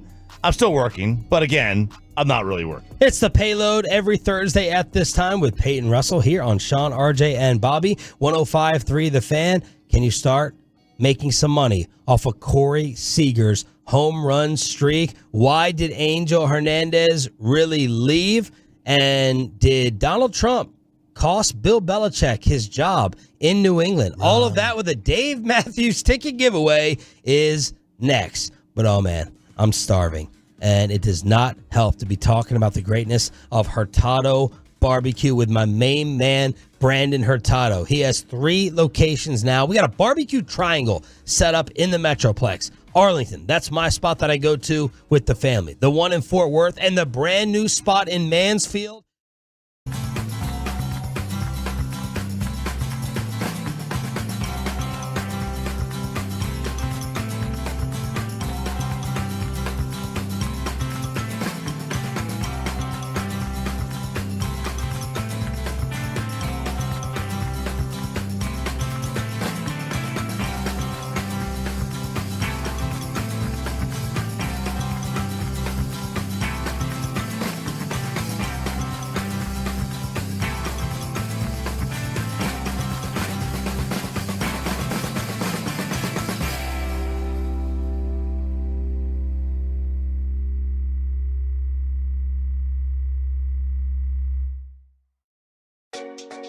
Do you think it's true that you've got to forget something else to remember that Uber Eats has groceries? No, that's absurd. Hey, remember when you used to be Pepper Lady? Pepper Lady? Wasn't it Cinnamon Sisters? Basil Babes. Saffron Squad? Nutmeg Maidens? Paprika? No. Nutmeg Maidens. I just said that. Was it Spice Girls? Doesn't sound right. Was it Saffron Squad?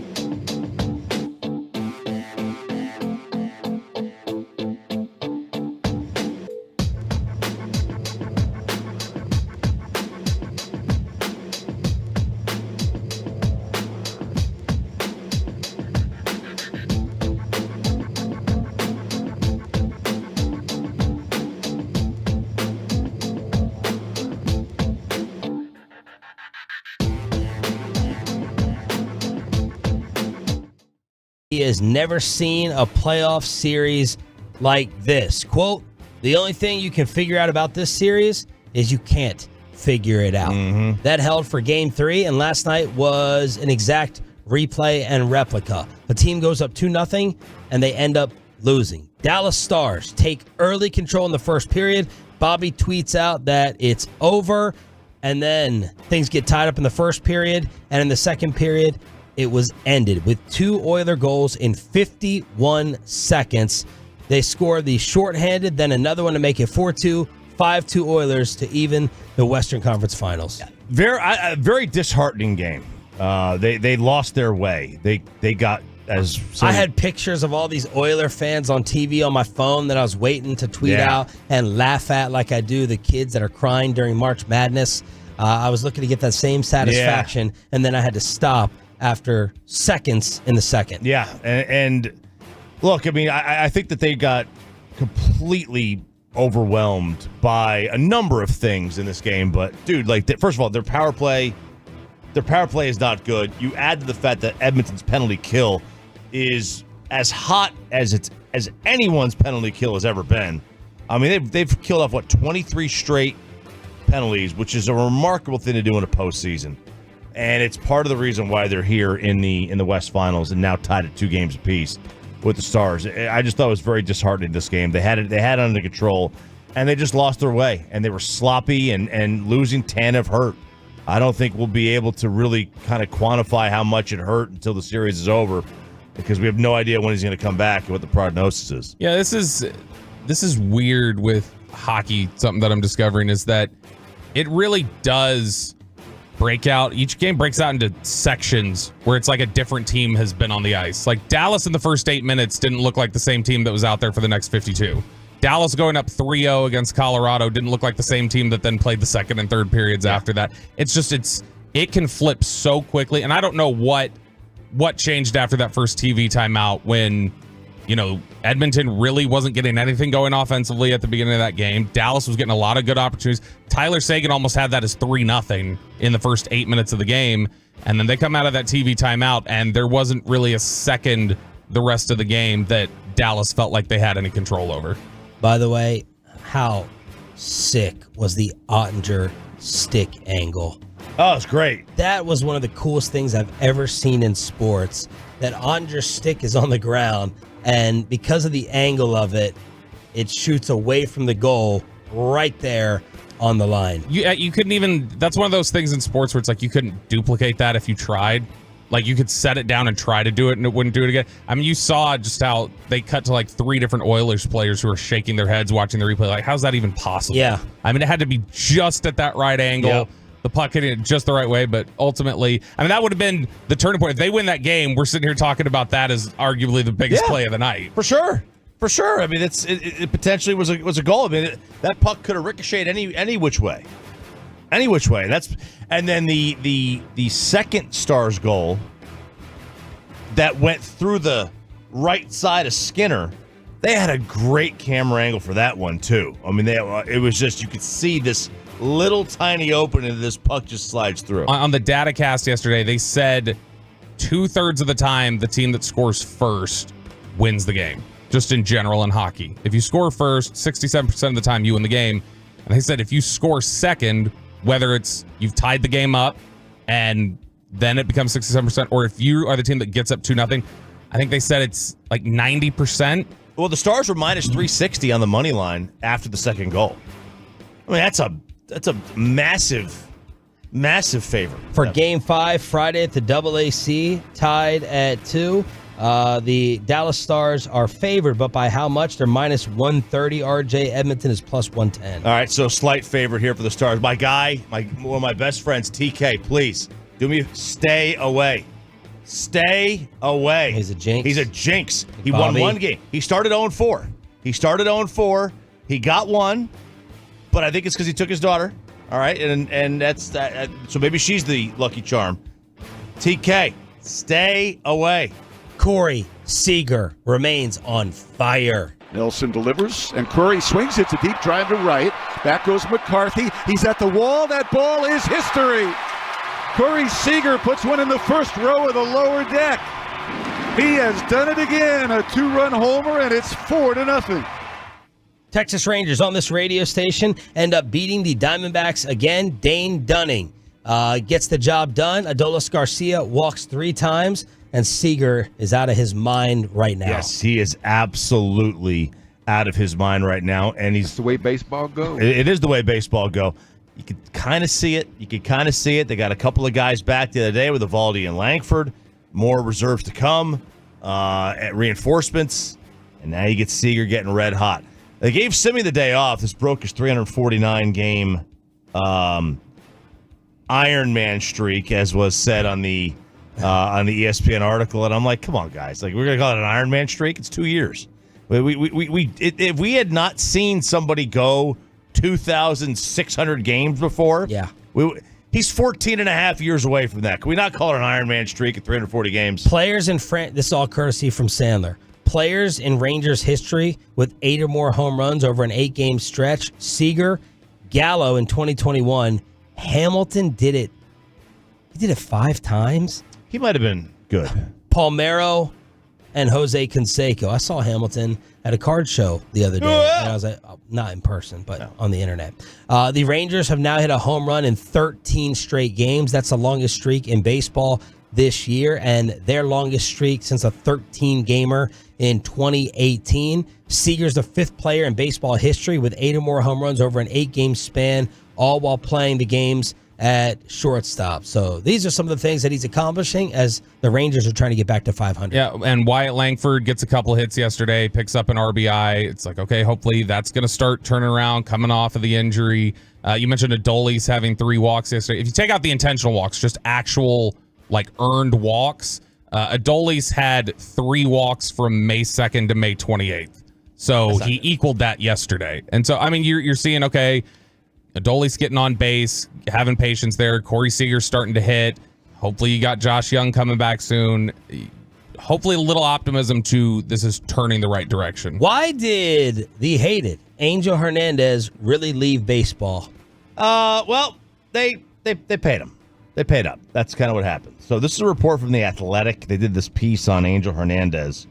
So reports say, and this is both The Athletic and USA Today are reporting this, they approached him earlier in the season about potentially retiring. They spent the last 2 weeks negotiating the settlement. He didn't retire because he wanted to spend more time with his family. He was like, he was not forced out. They paid him. They paid him to leave.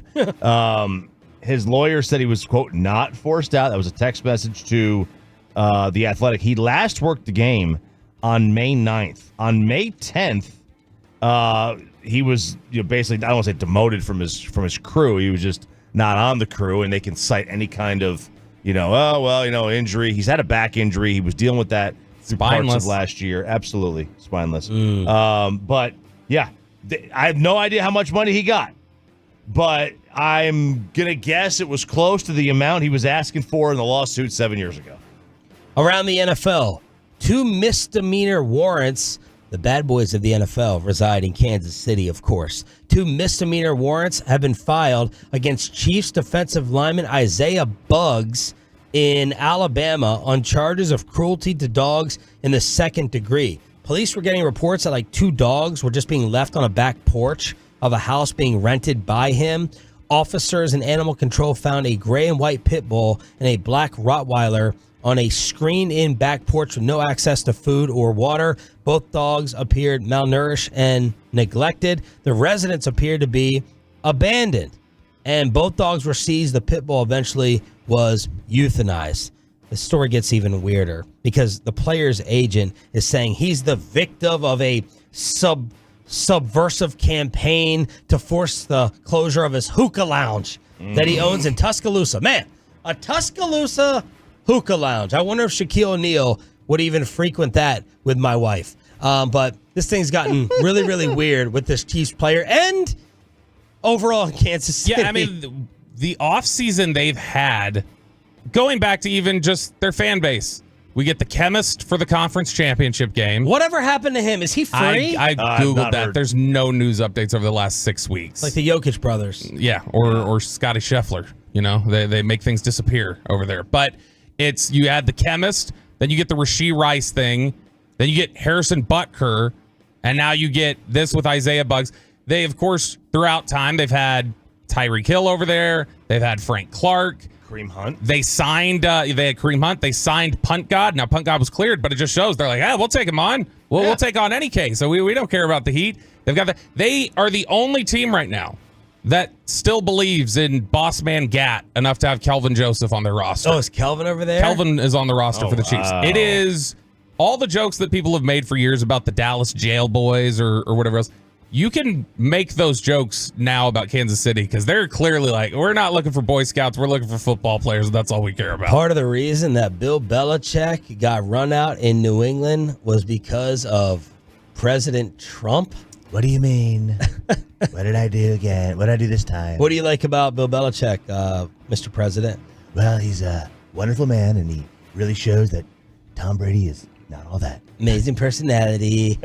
Yeah, Logan Ryan went on with Colin Cowherd yesterday, and it was he was asking him about, in general, the Dynasty documentary that was on Apple that showed some things, and Logan Ryan was giving some of his feedback about why he thought things went sideways with Belichick in New England, and he thinks that part of it is because he supported Donald Trump 8 years ago in the locker room.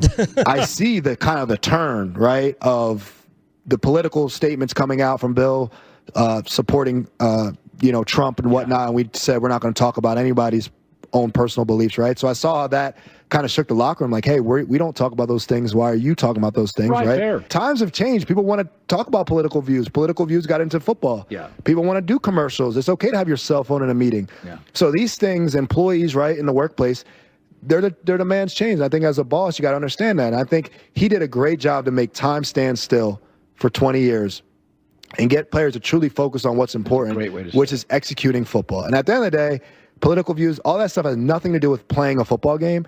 And Bill did a great job of getting guys in position to play a football game and win it.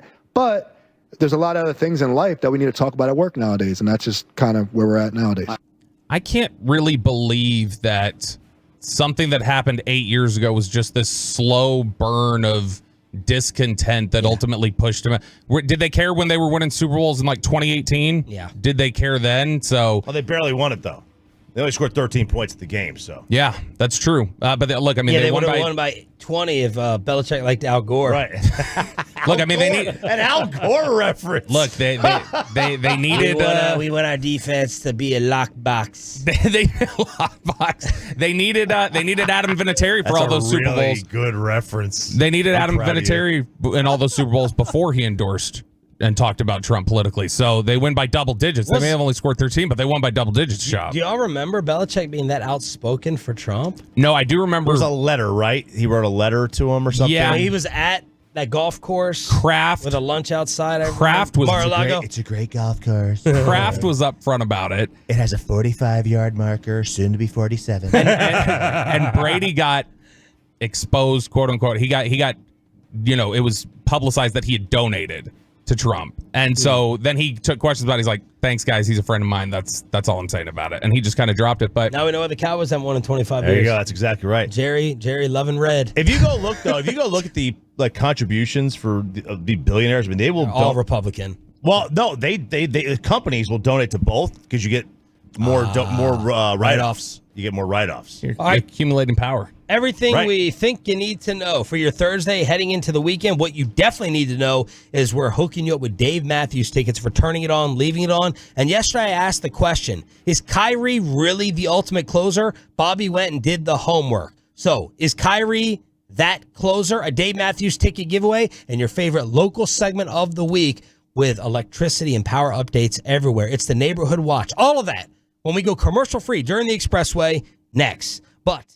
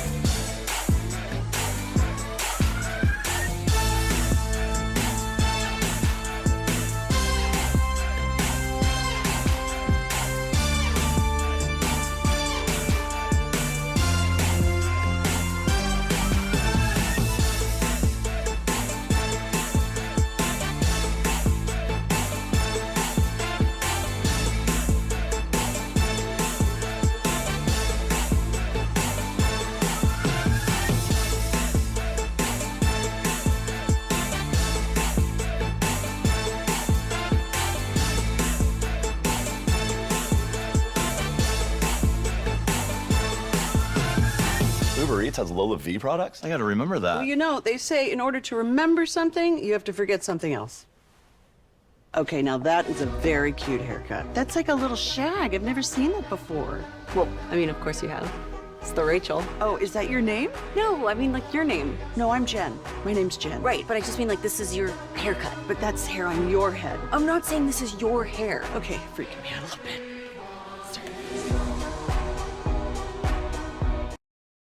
Coming up, a Dave Matthews ticket giveaway, and is Kyrie really that closer? It was getting hotter in here. Yeah, it's a warm day. It was getting hotter in here as the air conditioning in the studio now out for a second straight day. They brought in, look at that thing moving. Ryan, see if you can pan around the room on the fan cam, Twitch, and YouTube as they brought in the Ghostbusters here to try to cool us off a little bit. Yeah, I was in here this morning working on this. Me and Armando, we were up here working on this thing this morning and put this. Are you a faker? Are you a bigger fake as like a weightlifter or like a hands-on guy? Oh, I don't. I mean, I'm not a fake weightlifter. I definitely don't know what the hell I'm doing with hands-on stuff. Okay. Yeah, I kind of can. I can mow a lawn. Okay. Change a tire. Yeah. Fix some brakes, but that's about it. Can't change my oil. Did you fix those brakes? I thought your neighbor did it. I mean, I watched them. I mean, I held the flashlight. Exactly. And then you guys went to check the studio of Peyton Russell and Ryan. And down the hall, LeGrande. Okay, I was waiting to see if you knew the radio station. Because I had to think about it. And LeGrande, do they have a cold studio? It's much colder than this one. Yeah, because that diva Chicoline would never even come into work. He barely comes into work as is. He's not even here. With his vacation day schedule, there's no way he would work in any type of warmth. He's not even here. Yeah, Sean, I need that sweatshirt right there. It's getting a little cold back here. I think we're at 68 in the studio. I'm thinking about pulling rank. Oh. And switching the units. Switching the units? If this doesn't get cooled down, because their AC back there is cold. When I walked in there this morning, it was actually hotter in there than it was in here. Because, I mean, it's tighter space, more machines giving off heat. There's 2 people in there giving off body heat. But he had cranked it down, and it was blowing out like cold air. So it's like room temperature in there now.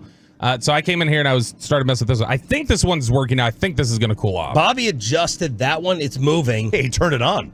It was off. It was it was off. Well, you changed the plug because the outlet. It was in the outlet over there. Obviously, that outlet's been tripped. Yeah, not working. This one over here is useless. Yeah, that's the sucker. That's the blower. Mm-hmm. That's what it would appear to be. Chop. Nice. Live on the Fan Cam, Twitch, and YouTube. Game 5 tonight. The Minnesota Timberwolves are still 4.5-point favorites. Derek Lively has been upgraded to questionable. And yesterday, Bobby, you decided to do a Kyrie closer project. Yeah, because we had talked about this. You know, he had been 14-0 in closeout games. So obviously what that means is that doesn't mean he's never lost a deciding playoff game. It just means that they've been down 3-1 and they lose. That wasn't his opportunity to close the game out. Or if there's been an opportunity to close the game out for his team, maybe he was injured and he missed that game or whatever else. And when they lost, he's not tied to that record. So in closeout games, he was previously 14-0 and lost the game the other night to the Minnesota Timberwolves. And so I went and looked because you had brought it up, like, how responsible was he, though? Is that just he's kind of fluky been 14-0, or is he doing something way different in these games that he hasn't done previously in the playoffs and other sort of situations? So before Tuesday night, so I'm not going to include the Tuesday night statistics because he was bad across the board and it brings down his closeout number. So I'm just trying to show what did it look like heading into Tuesday night in terms of how he performs in closeout games versus how he performs in playoff games. And it's stunning as Ryan throws the stats up there, throws the stat graphic up there. It's stunning how identical essentially his numbers are in the playoffs versus closeout games. In 14 closeout games versus 75 other playoff games that he's played. Look at that, Choppy. You got to be proud of that. All those numbers and those graphs, that breakdown, that's like an RJ Choppy. That gets you as excited as a We Are Marshall or a Titanic disaster movie. Titanic disaster movie. So, Kyrie in closeout games versus other playoff games. Plane crashes are too real, Sean. Okay, we're going on one here in July. It's just too real. I'm not going on a ship. A Titanic or a submarine boat mission. Exactly 23.1 points per game in both situations. 23? Exactly 23.1 points per game in closeout games versus other playoff games. Yeah. And if you look at, what 3-point shooting.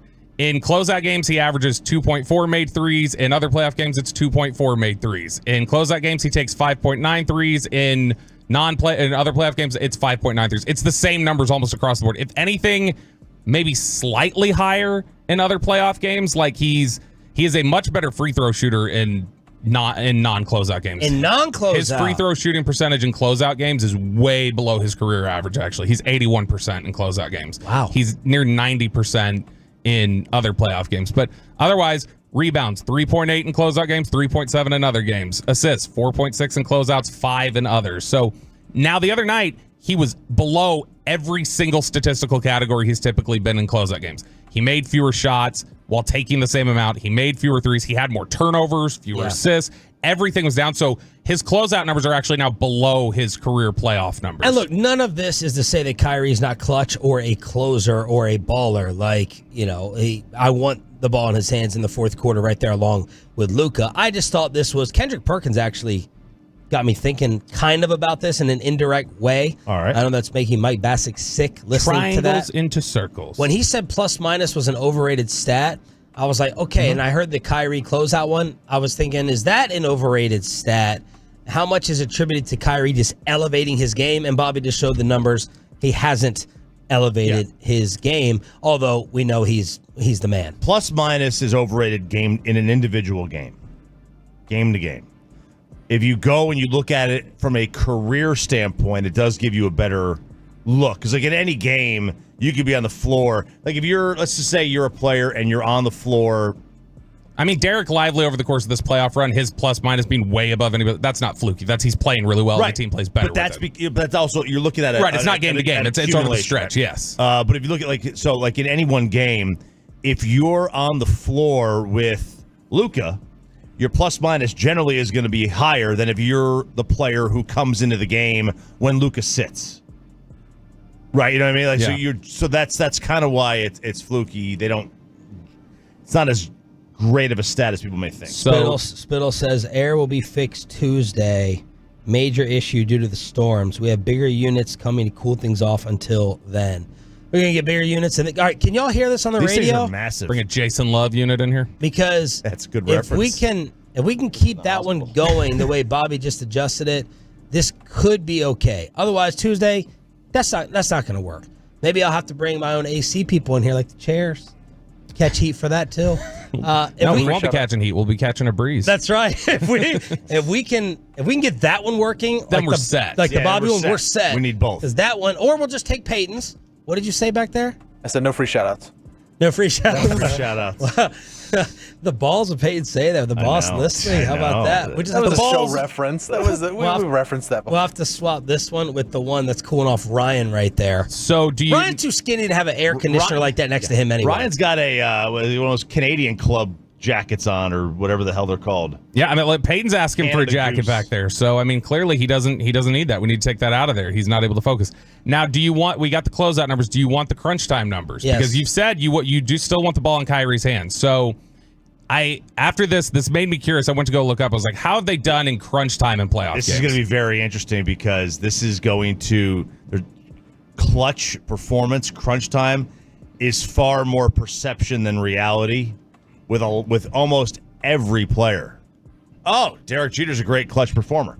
Well, he's exactly the same as he is in the regular season. Like his numbers across the board are like pretty standard. But that would be good. A big time performer because typically people tend to take a step down. But that's always been my thought is that people don't raise their game, they just stay the same, and everybody else drops off because the moment's too big for them. So if we were to set the parameters of this as over the course of their careers, playoff games, you're inside the last 2 minutes of either the fourth quarter or overtime, and the game is within 3 points in either direction. So you're either up 3, trailing by 3, but no more than that. Yeah. If you were to take that as the standard, Luka for his career in those situations is 7 for 13.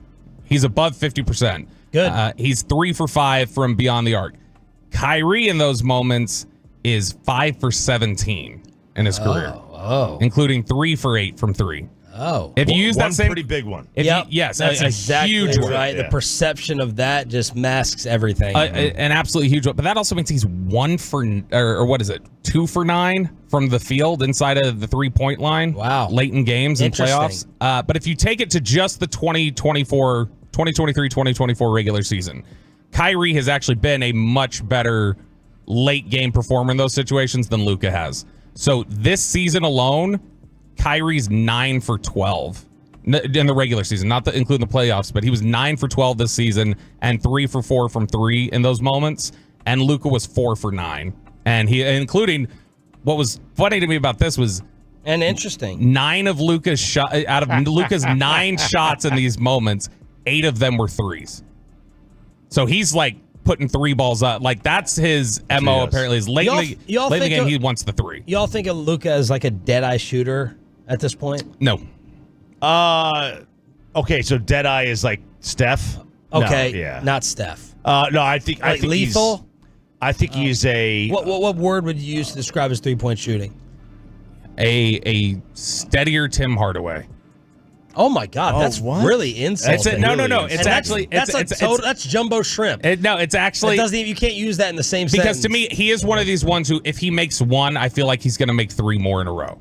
Like, and when he misses 1, I feel like he's going to miss. And over time, it averages out to be over his That's career. Too harsh. He's not been a good 3-point shooter over the course of his career. for the most part. This year I think this was a career high for him this year. Let me look it up. Is he not at like what? I would. My perception is that he's borderline elite. So he was 38% this year. For his career, he is a 34% 3-point shooter. Yeah, granted, when he gets the ball, and to me, when he's got the ball like he had at the end of game 2, any kind of step back, I expect him to make that in a big spot. And in fact, his 3-point shooting for his career in the playoffs is pretty much the same. It's 35.1%. 877-881-1053 is the Frankel & Frankel injury attorney text line as we get you set for Game 5 tonight. Let's hook you up for turning it on, leaving it on right now. All right, Tolos, that's right. Caller number 10 right now at 877-881-1053 wins a pair of tickets to see the Dave Matthews Band at Dos Equis Pavilion this Saturday, June 1st. That's caller number 10 at 877-881-1053. Proud of you for picking this song. Great song. I am stunned. What do you mean proud? You know Dave Matthews? This is not a... He blind picked it. Yeah, he looked at the top 3 most viewed on YouTube. This is a song... 4.6 million views. This is a song that, like, really only Dave fans... Like, this is not a mainstream song at all. Peyton Russell? Can I hug you? I don't know why you're giving him credit for just a blind pull. Hey! Armando! Is that his name?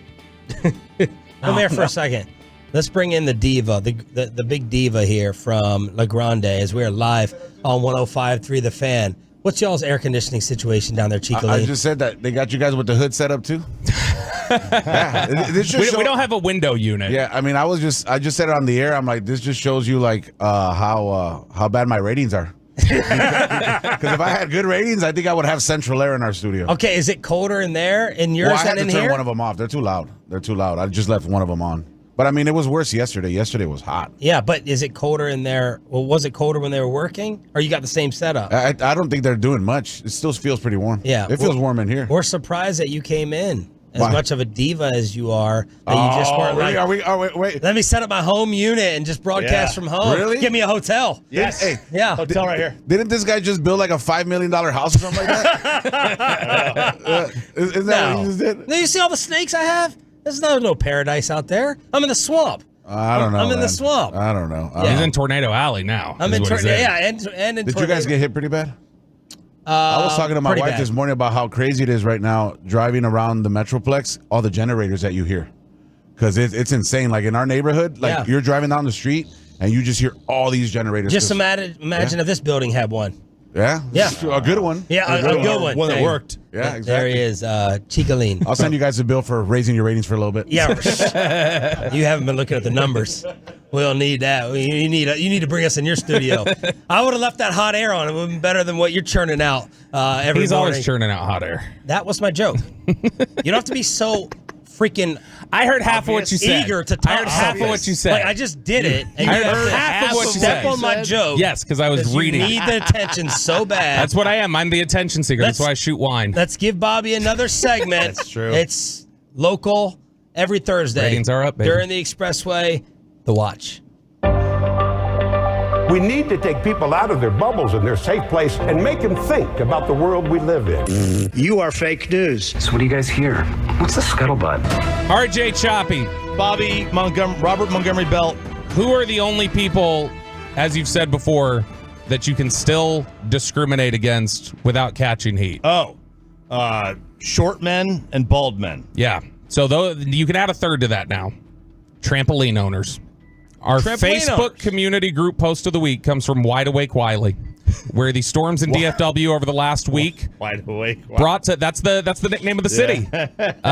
Where the storms in DFW over the last week brought to light a rift in the Metroplex over one of the simplest joys in life, trampolines. Dude, I've seen trampolines just tossed aside the past 2 days. That is what people are angry about. Is there was a post in here, somebody had said, hey, trampoline owner shaming is at an all-time high today because of the storms. If you don't use stakes with your trampoline, meaning you like keep them down on the ground, I see you, I value you, and I'm one of you. We have feelings, y'all. Mine didn't leave, by the way. It moved around the yard, but stayed local. And several people went in the comments and just went off about how selfish people are who own trampolines in North Texas and don't tie them down. Now, because it's when a storm blows through and that thing tumbles over and you're hitting property in your neighbor's yard. So the question here that was trying to be settled is the trampoline owner who lives in DFW and doesn't keep it secured to the ground, is that person a jerk? Or is it Karen behavior to complain about what somebody's doing with their property and you can't just assume it's going to get blown into somebody else's yard? Great question. You can absolutely assume in DFW that you're going to get hail damage, you're going to get high wind, you're going to get mega storms. You've got to tie it down of some kind. Now, if it is tied down and it blows away, nobody should come at you for that. Yes. And my assumption is, do most people tie them down? I have no idea. I assume I most wouldn't do. think to have, but then right after this, TR, one of our Tolos, is sending me. Everyone's sending their fences, busted up and smashed.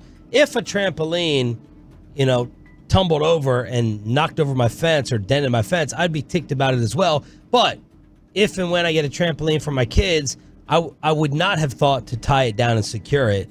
Yeah, just get some of those. The weight. Get get some stakes and not tie it down. Now listen, those things are like airplane wings. If the wind hits it right, I mean, no stake is going to keep the thing down. It's going to go up. Yeah. Now, and so that's the thing. There were people in the comments who said we tied ours down because that guy said he didn't and his didn't blow away, and there were other people who said we did tie ours down and it still blew into our neighbor's yard the other day and there wasn't really anything we could do about it. 214 says from Wiley here, we put old 30-pound weights on the base of the trampoline and it went nowhere the other day. 469, thank goodness I don't own a trampoline since I am a short bald man. Let's see here. 214 also saw 3 trampolines dangling from fences on the way home from work Monday. So there's a lot of people in there who were mad who were like, I had somebody's trampoline blown into my yard because they didn't handle it. Yeah. And it does bring up the topic of, is that a community responsibility, though, that you should have to do that if you own one of those? I don't know. I would think it would make sense to do it, but I don't know if you can demand it and start complaining about your neighbors because they didn't. It's from the 214, it used to be called a jumpoline and your mom got on it. Oh, my God. Look, it's tough, though, because you do have to mow around it. So you're going to have to move it. So tying it down or staking it down every time is going to be a pain in the butt. That said, we just saw an airplane at the airport move. Yeah. From the wind. Yeah. Like, you could tie it down all you want. It's only going to hold on for so long. Yeah. Ultimately, I don't. Now Peyton, you're Mr. Home dweller, not homeowner. Real quick, Bobby. How is this different than pool furniture? Pool furniture just blows around and goes in the neighbor's yard. Do we wouldn't a trampoline we feel like probably do more damage than pool furniture? For sure. So it's a greater liability, it's a greater risk. But I mean, pool furniture can still go through a window. Yeah.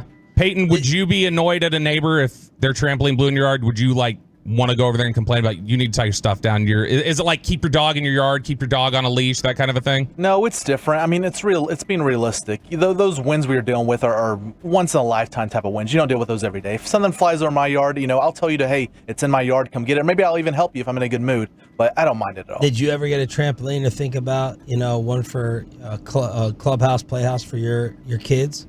Never did. We got the pool instead. But no, I never. That was like 2 years ago. Your kids are like 15, 14, 14 and 11. Yeah, no, I never thought about getting 6, 7, 8, 9, all those years. That's a broken ankle waiting to happen. Oh, yeah, I'm not into trampolines. So ultimately, we're ruling you think it should be tied down, but this ultimately feels like a gray area, I think. All right, so Keller's run in the playoffs. I've been waiting for this. Ended last weekend. Keller softball, but by the way, Sadie Beck was named district MVP yesterday for the season. But this ended. It was a bummer. But in the process, I became the target of more social media hate than I did when I tweeted last night that the Stars had the Vince Carter gif and they had wrapped it up.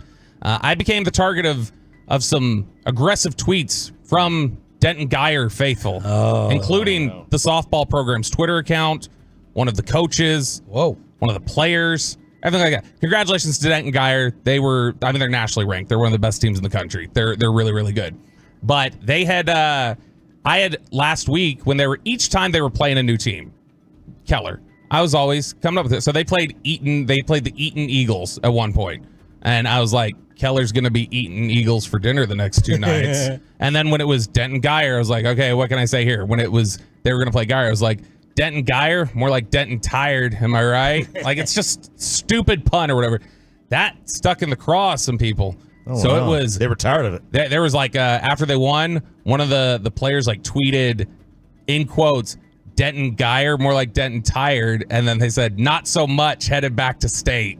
And no, just tweeted that on their own, like separate from me. So that they didn't even tag me. It stuck out in their head though. They subtweeted you. It did. They subtweeted me. I got. Are you embarrassed? One of the when I tweeted just a nice note about great run by Keller. Sorry it had to end.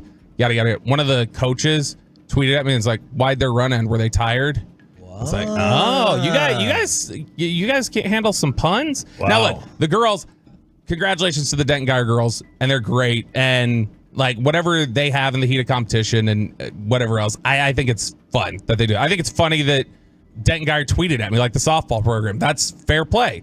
You like I tweeted Denton Tired, and they came around and were like, where is it now? But also, I'd like to point out that even after Keller lost game 1, I was still tweeting similar pun trash talk. I didn't wait till the series was over. I would like to point that out. No, but genuinely, seriously, they're So we can't have a Firehouse tour. No. The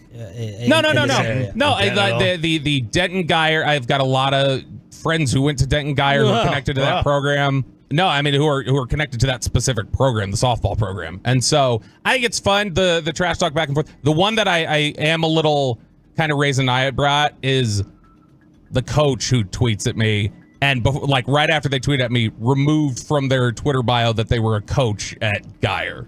That's what I'm like, okay. All right, well, why are you trying to run it? Here's what I love, though, like how much of a deep dive Bobby tried to do into this by checking everyone's bio. I didn't. By seeing where they live. I didn't. It's like going after Peyton's Venmo history. Because, like, the later it gets at night, I'm picturing Bobby just, like, with a big bottle of something brown that he's chugging because his cursing, his aggressiveness, like, he gets angrier and angrier as the night goes on. Yeah. And I can imagine him going through one of these social media projects because I drowned it in Tito's today. I don't think anybody goes down a rabbit hole quite like Bobby. I didn't go on one. I don't want you in the rabbit hole with me, but I want you to go down the rabbit hole. How did you see the subtweet if you weren't tagged? That meant you searched it. No, because Guyer... That's some Baker behavior. No, Guyer retweeted it. Okay. And so when I had clicked on... How did you know the guy changed his bio?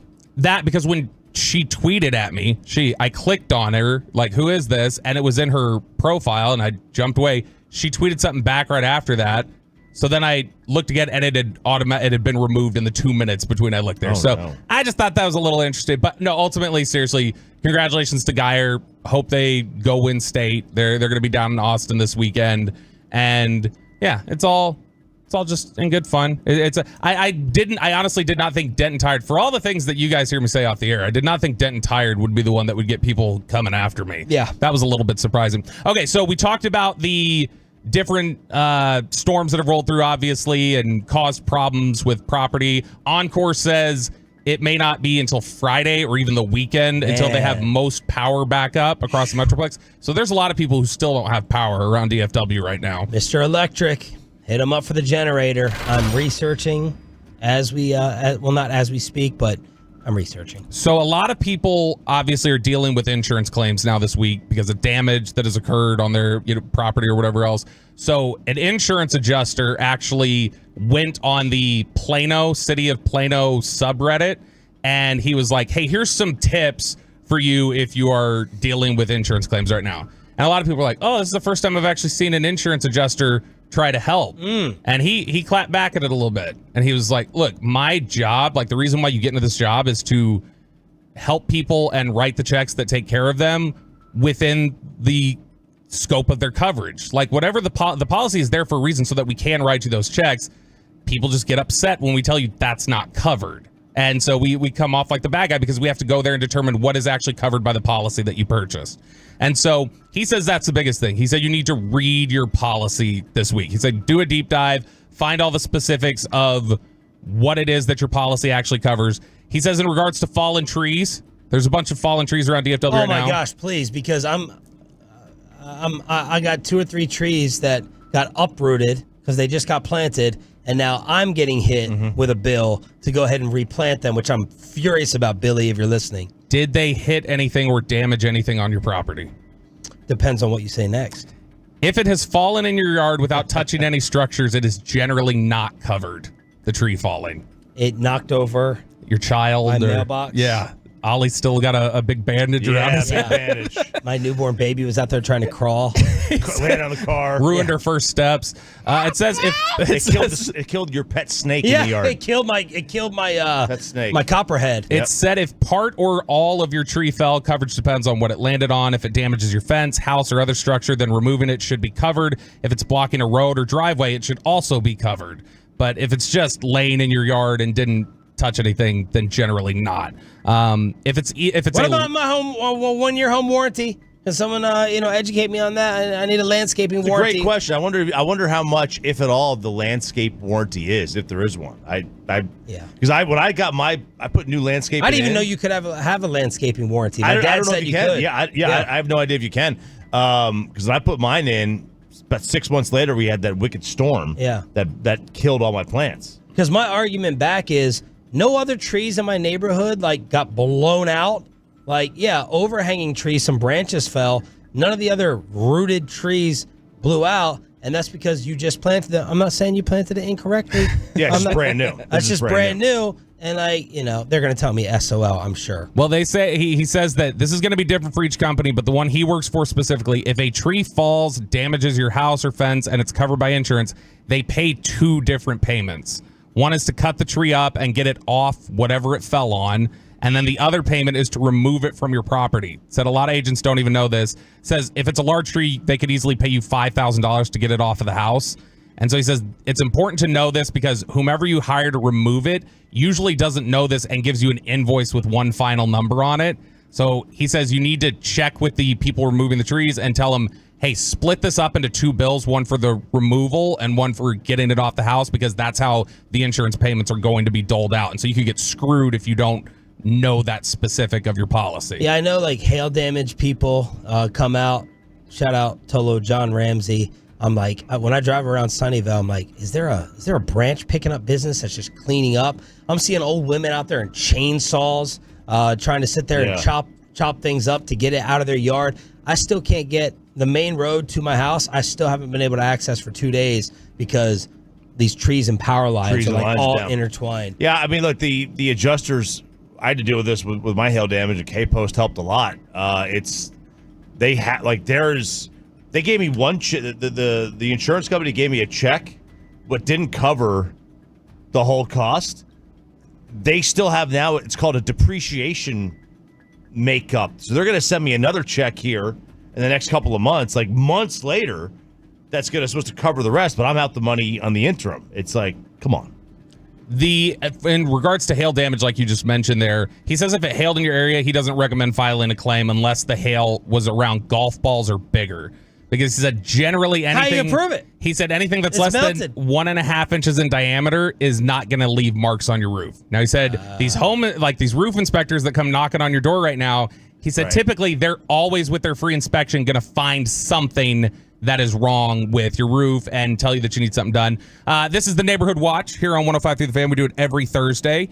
And one last note here from this insurance adjuster who's giving people tips across DFW if you've had any issues. He said water damage is going to be another big one that people are going to have. He said you might have shingles that are wind damage, roofers who will come around knocking on the doors, giving those free inspections like you mentioned. He said generally it's not going to be considered damage unless your house is just overwhelmed with flooding. That a lot of that stuff is not going to be covered. But he said it's really important to just look at your policy. That's the biggest thing. Dive into your policy, look at what's in there, ask questions about it, call them. Yeah, call. No one's going to figure those things out. Dive in and look at all that. No one's going through their policy. I don't even know how to get to my policy. So what the hell is going on in Tarrant County at the Tarrant County Jail? So over on Tuesday, a 6th inmate. Is this where Joe Exotic is? Well, I mean, if he's alive and kicking, probably not. Because according to Fox 4, a 6th inmate on Tuesday died in Tarrant County Jail this year. And this is something that the county commissioner has talked about in recent weeks of, hey, there needs to be a federal investigation as to why so many people are dying here at Tarrant County Jail. And so this most recent one. What is Bob Baffert, the warden over there? Bob Baffert. Jeez. Belmont County Jail. Only Choppy's going to get that reference. Another inmate being held at Tarrant County Jail has died. This is from Fox 4. It's the latest in a string of deaths at the jail this year. Tarrant County Sheriff's Office says 35-year-old Chastity Bonner was examined in the medical area around 9:15 during a checkup Tuesday, but refused any further medical treatment and wanted to go back to her cell. 2 hours later, the sheriff says Bonner was found unresponsive after being administered Narcan twice. She was taken to John Peter Smith Hospital, where she died. Bonner had been in jail since May 16th on a felony theft of property charge and a parole violation. So this isn't like shows up to jail, potentially took something when she got booked or anything like that. This is, she's been there for 2 weeks and not feeling well. They check her out. It doesn't specify if she was Narcan because they know she had taken drugs or they suspected she took drugs, or if it was just we got to cover our bases here because of how many fentanyl overdoses there are. But ultimately, there is a lot of people calling for investigation of Tarrant County's jail now. That was the Neighborhood Watch during the Expressway, commercial free every morning with a Dave Matthews ticket giveaway. Thank you for turning it on, leaving it on, and hopefully you won those tickets. Joey Gallo proving that he can still hit. A former Ranger exposes an NFL insider, and Bruce Bochy on being a fast food champion. Peyton Russell is laughing at all my teases. Find out if it was worth it next on the home of the Rangers, 105.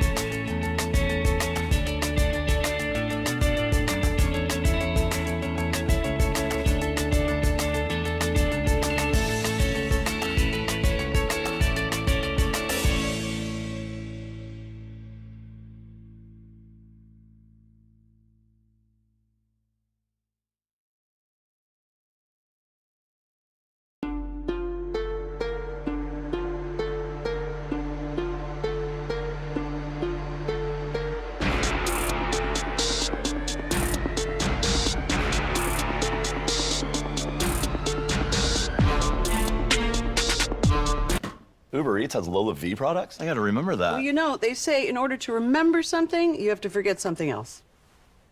Okay, now that is a very cute haircut. That's like a little shag. I've never seen that before. Well, I mean, of course you have. It's the Rachel. Oh, is that your name? No, I mean like your name. No, I'm Jen. My name's Jen. Right, but I just mean like this is your haircut. But that's hair on your head. I'm not saying this is your hair. Okay, freaking me out a little bit.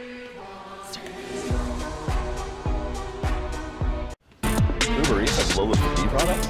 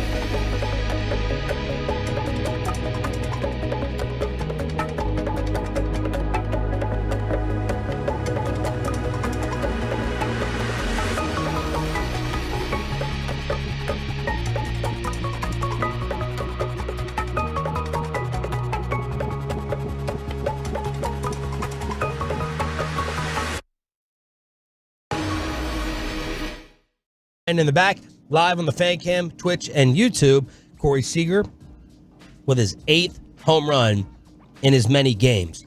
But got a couple of kind of like side note Ranger stories. The first has to do with Joey Gallo, who plays for? Is he on the Nats right now? The Washington Nationals. I'll take your word for it. He does. Joey Gallo. He got a bunt hit yesterday. It only took him 8 years to give it a shot. What's his... He's a changed man. Yeah, he is. He's about to be. What's his average? Who wants to guess? Don't look it up. 179. 188. Way too high. Oh, okay. 133. This is... 097. I mean, it's all laughable. I'm going to give you Joey Gallo's averages since 2020. 181, 223. Ooh, big year. 160, 159, 162. It's been a lot of years since 2020. 177. Well, all these trades, the stupid trades. There's wipe out 2 of those years. 2 different teams, 21. 2 different teams, 22. 177 last year. And this year, in 34 games in D.C., he's hitting 150. Oh. Career average of? 187. 198. 195. I thought it would have been in the 180s. 198 was pretty close, Peyton, to Buzz Bobby on that. Yeah, but he went over, so on Price is Right, he would have lost. Well, Joey Gallo was in the news over the past 48 hours, and it's tied to something that Bobby's very passionate about. Mark Davis. Dove Kleiman. Oh, Dove. Yeah. Dove Kleiman, one of these aggregators, and Choppy, I can't wait for your point here to blow up the studio with Bobby. His head's going to pop off. Dove Kleiman tweeted that Mark Davis basically got this girl pregnant. There was this blonde that was photoed sitting next to him at a Raider game. Mark Davis, son of Al, bowl cut, all that. So obviously when you see somebody sitting next to somebody at a game, you assume they're sleeping together. Yeah, exactly. That's the assumption. So basically, Dove Kleiman, who's like an ML football and Ari Myroff, JPA football. JPA football, all these ones who take the news and kind of like, they recirculate it. Well, the girl had to come out and say this is not true. And in fact, the father of the child is Joey Gallo and not Mark Davis. Which makes way more sense. Yeah. It makes way more sense that a professional athlete impregnated this incredibly attractive 26-year-old. Well, does it versus a billionaire NFL owner? Yeah, I mean, I guess you just millionaire baseball athlete, billionaire bowl cut owner. I don't know, man. Like he's one's wet and one's dry.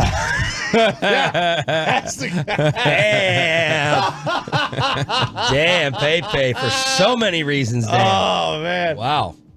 I think that you would normally choose the billionaire. Yeah, I would, but that billionaire looks. I mean, we're not talking about some billionaire who looks like Montgomery Burns here. You know, like that's. Where Joey Gallo is a relatively attractive man. He's a millionaire. Yeah. And there's Mark Davis, who looks like...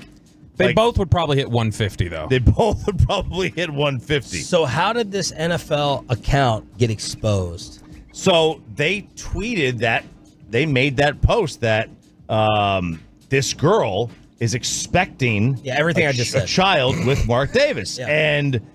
the exposing came from some accounts. Well, first of all, Barstool did an investigation on who is Dove Kleiman, right? And then this was obviously falsified information that this was not accurate. He was not the impregnator.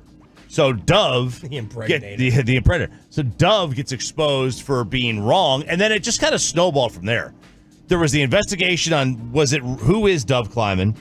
Rumor is, according to Barstool, he sold the account. He sold the account. And I guess Bobby knows Dove's real name, or maybe Dove is his real name, and he had an alias elsewhere. The alias on the internet 20 years ago was Billy Spikes. Billy Spikes. Mm-hmm. So Dove may be his real name, may not be his real name, maybe Billy. But Billy Spikes sounds really real too. Yeah. The report is that he sold the account. So this is not Dove. But Dove has been outed, the person. So let me ask a question real quick. You sell that account. What value? What type of value are we talking about for that account on Twitter? Got 10 million. However many 10 million? million. How many followers? Like what is Dove Kleiman? What is Ari Meyer? What do they make off of that? Are you selling the are you selling sponsored posts? That's part of it. Now, with the way that Elon's changed things, you do have monetization now, where impressions and ads based off of replies in your tweets or something. I don't remember what they've talked about it before, but basically, like for instance, my account, which is connected to it, every 30 days I get some note that says you've been paid by Twitter, and then I look and it's like $20 or something like that. What? That's it. And so I have more followers than you. I don't get any payment. Yeah, but I tweet like hella good stuff is the reason. It's about impressions, engagements, all the things. Like Mr. Beast, biggest YouTube star going. There was up to last year, he never posted his videos on Twitter. And Elon's like, why don't you post them on Twitter? He goes, I can't make money off it. What's the point? Right. Yeah, why drive traffic somewhere you're not getting money? So they could, if you've got that many followers and you get enough impressions and there's interactions with it. I mean, there have been some people who have said that on the Twitter platform or X or whatever else, that since this monetization started, some of the bigger accounts say they are making like close to 6 figures a year. Wow. So dang. All right, so that's why he possibly sold it. So yeah, you sell it. You sell it. Maybe you sell it for what you make in a year. Maybe you sell it for what you can make out of it in 10 years. I mean, who knows? So he sells it, but all along, people started digging in on Dove, and there was a story that he was stalking Jennifer Lawrence. He just tweets some really. He is throughout his internet career, quote unquote. There's just a paper trail of that user Billy Spikes tweet or sending out messages that are really aggressive and graphic and gross about Jennifer Lawrence. People say she has a restraining order against him. I don't know if that's true, but the actual stuff he says, there's some just gross posts in his history. Okay. Yeah, so that's basically the story. The investigation revealed that he had sold it. This may or may not be his name, and Jennifer Lawrence may or may not have a restraining order against him. And now the whole thing about people are going after these aggregators, like this was just step one of going after the RMI Rubs and the ML footballs, as all the ones that you mentioned. Thank God. Take them all out. Now, give your opinion on what they do. Look, I have nothing against the aggregators. I understand if I was a reporter or a beat writer and they were taking stuff, I would have a major problem with it. But to me, I'm here for simplicity of life, and they make my life easier.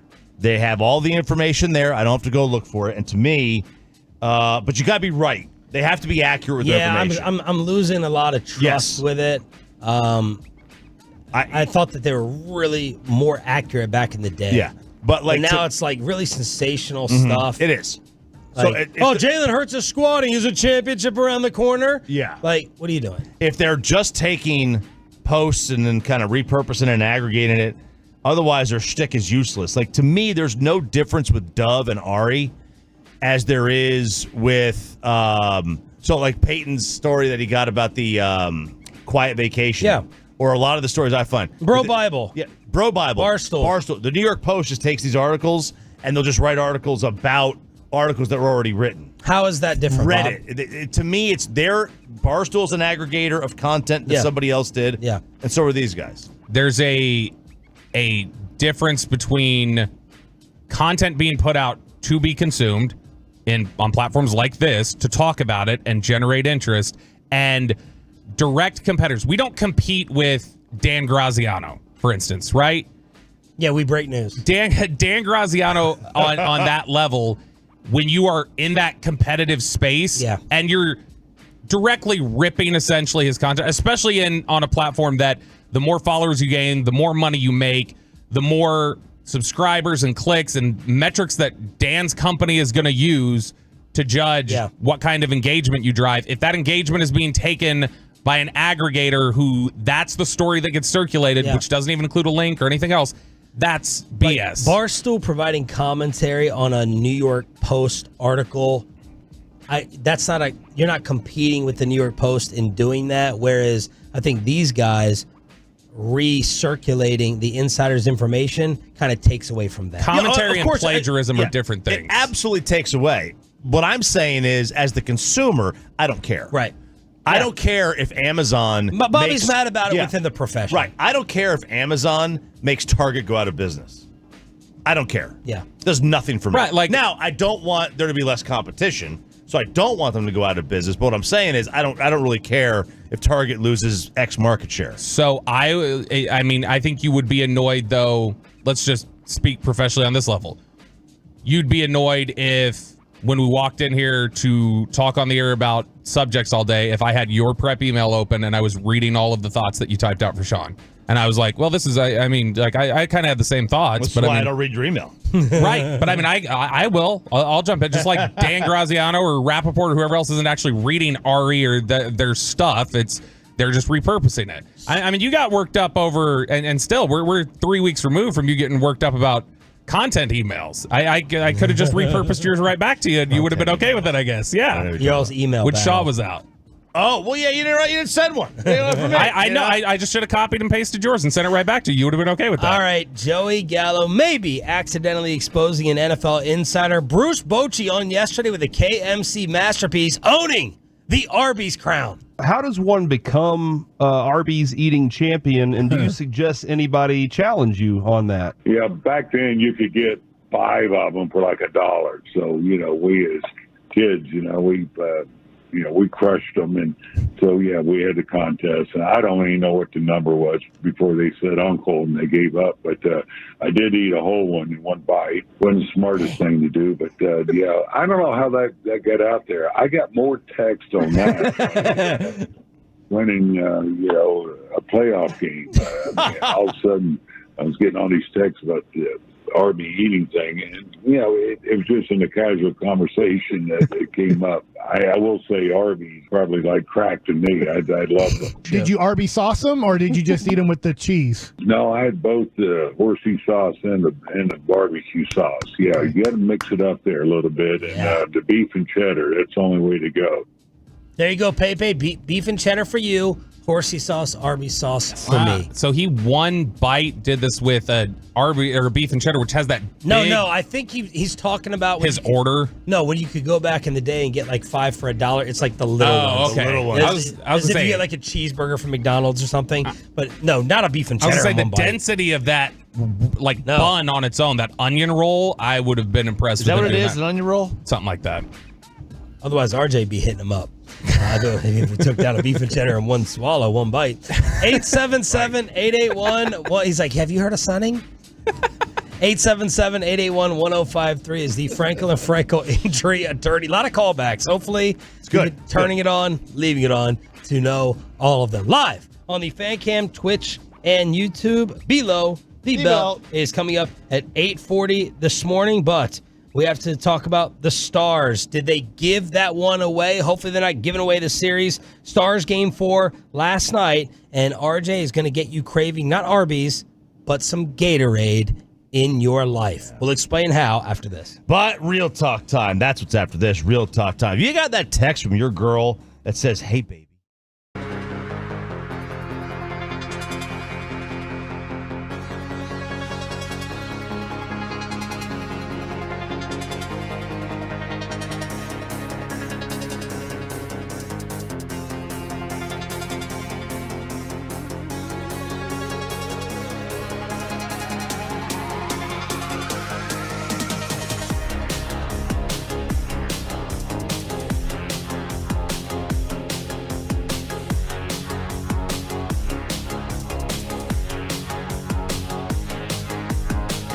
Uber Eats has Lola V products? I got to remember that. Well, they say in order to remember something, you have to forget something else.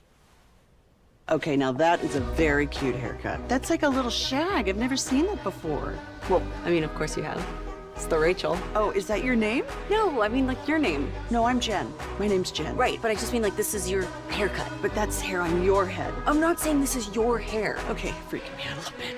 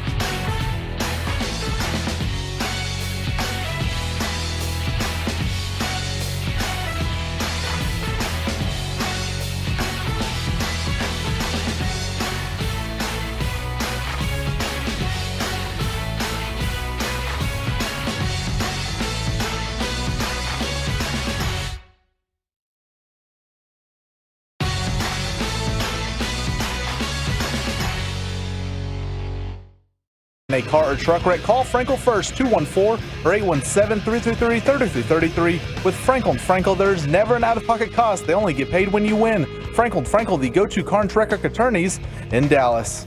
Blocked in front, and it's Connor Brown, 2-on-1 shorthanded. Brown in over the line, left wing, centers, one-timer, score!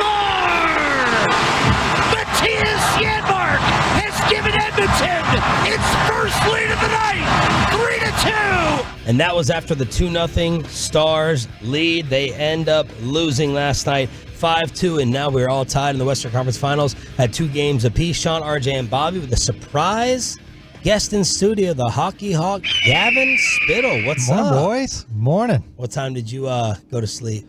We did Spits and Suds last night, so not too bad, like 12:30 a.m. Ugh. You come back up here to do it? No, I do it from the house. You can do it at the house. Yeah. Okay. Yeah. Interesting that you can do that. That's amazing. Well, I have AC at my house. That's why. Well played.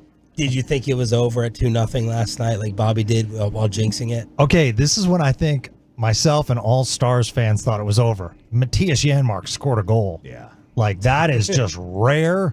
And I remember my moments sitting in the stands at the AAC when Matthias Janmark was a star. Well. And like he'd get he'd get like a breakaway and everyone would be standing up and I'd just be sitting down. I'd be like, don't worry about it, sit back down. The man's not scoring. So yeah, that's it. Tough night in the barn. First 5.5 minutes, you're like, let's go. And then the Bobby Belt tweet came out. Yeah. And it just completely flipped the game. Was it Tanev going out that flipped the game? I think that's a big part of it. Yeah, clearly he's, just such an integral part of the team. But you know what? They just went away from what's made them. The forecheck went away. We can talk about the defensive liabilities last night, and there were plenty. But offensively, they had no zone time. Edmonton completely shut them down. And this power play, people talk about the power play woes. There's no movement right now. Mm-hmm. So you have a fast Edmonton skating team. And so when the Stars get in the corner, Edmonton's going to race out and they're going to try to block you up and then fire the puck down. That's their strategy. How do you get around that strategy? Movement. And the Stars are just standing around on the power play. And the other night, they actually had really good movement. They didn't score, but they had a lot of chances. How much of the power play woes is Stars related versus Edmonton? Because Edmonton, they've killed off 23 in a row now. I will always say, terrific that teams are great on the kill, but they're also down a man. Yeah. So proper puck movement and movement in general and not allowing the other team to score when you're on the power play. That was tough. Yeah. Gavin Spittle in studio here on 105.3 The Fan. Was that more defensive liability last night, or was that a tough night for Otter? Because I saw there was a lot of discussion where people were like, hey, a lot of those goals, Otter's just going to have a tough time. I saw some Otter criticism, too. Yeah, he's Dak Prescott. He's never going to win. Dak would win with that format, 7 games. The difference is that Otter's never going to win on social media. Dak's never going to win on the field. Oh, damn. Man. So I'm glad you're wearing a Cowboys polo. I hope your meeting isn't in Frisco. So, nothing on Ottinger last night. The first goal, his own defenseman tackled him. And he would have collected that rebound, but Suter basically was all over him. The second goal, let's talk about the power play. Thomas Harley's running the point, can't control the puck, then gives up the puck, and then skating back. As a defenseman, you almost want to slide to the Janmark side and allow Otter to go for that. But you can't allow a player just to streak down. Let Ottinger make that save. So he had the angle. Yeah. So I look at these goals and I'm like, no, it was Edmonton's night. But we cannot panic. It's 2 games apiece. This is the Western Conference Finals. Hockey is a Six Flags ride. It's just a roller coaster. Mm-hmm. I thought you were going to say you could die. So you have a feel, you still feel really confident, but you feel like it's a coin flip. I think the Tanev injury could make it a coin flip. Sure. Wow. Yeah, he's that big. Now, something interesting to watch. Who goes in? They have no confidence in Nils Lundqvist. No. They do have Derek Pouliot, who has NHL experience, but he really hasn't played since April. Do you bring in 19-year-old Liam Bixel, their top prospect, who's with the team right now? Big, 6'5", 6'6", and by the way, has played with Petrovic in the AHL as a tandem. So let's look at that. We also, have to give props to Corey Perry, inserted into the Edmonton lineup. Guy's he just goes to the Stanley Cup every year. He really does. Is there a player or two wearing green that has to step up? Last year we had this weekly combo with Robo. Is there someone this year where you're like, where are you? Come on, we need more. I think Jamie Benn is having a really good series, and I think Tyler Seguin is having a really good series, but I would love to see them take control on Friday night. Friday night's crucial. I mean, you're a great road team. 78% of the time, the Game 5 winner goes on to win that playoff series. Yeah, you don't want to go back to that barn, on Sunday night. Really, really quickly, when you talk about potentially bringing up another young player, they've shown a lot of faith and confidence in big moments in recent years in Stankoven, Harley, Wyatt Johnston.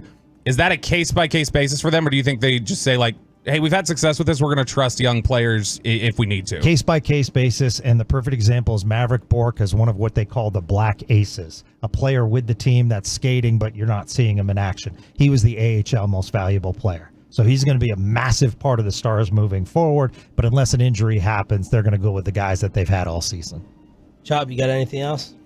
No, that's it. Connor McDavid. Yeah. I keep on asking everyone because he's supposed to be the highlight, right? Yeah. Has he shown, in your opinion, like he's definitely the best player in the sport in the series? Yeah, I think so. Yeah, absolutely. He's so good, and he's a really good captain. Yesterday in a press conference, he stepped up and said, I'll take that one with Nurse. So he's got that. He's actually not bad defensively as well. He is Sidney Crosby when Sidney Crosby was really young. I mean, he's that good. He's got speed. He's got shot. He just makes so many things happen. What are you thinking over in the East? Whew. Man, I was thinking that the other night. Who do I want to face? And I said, neither.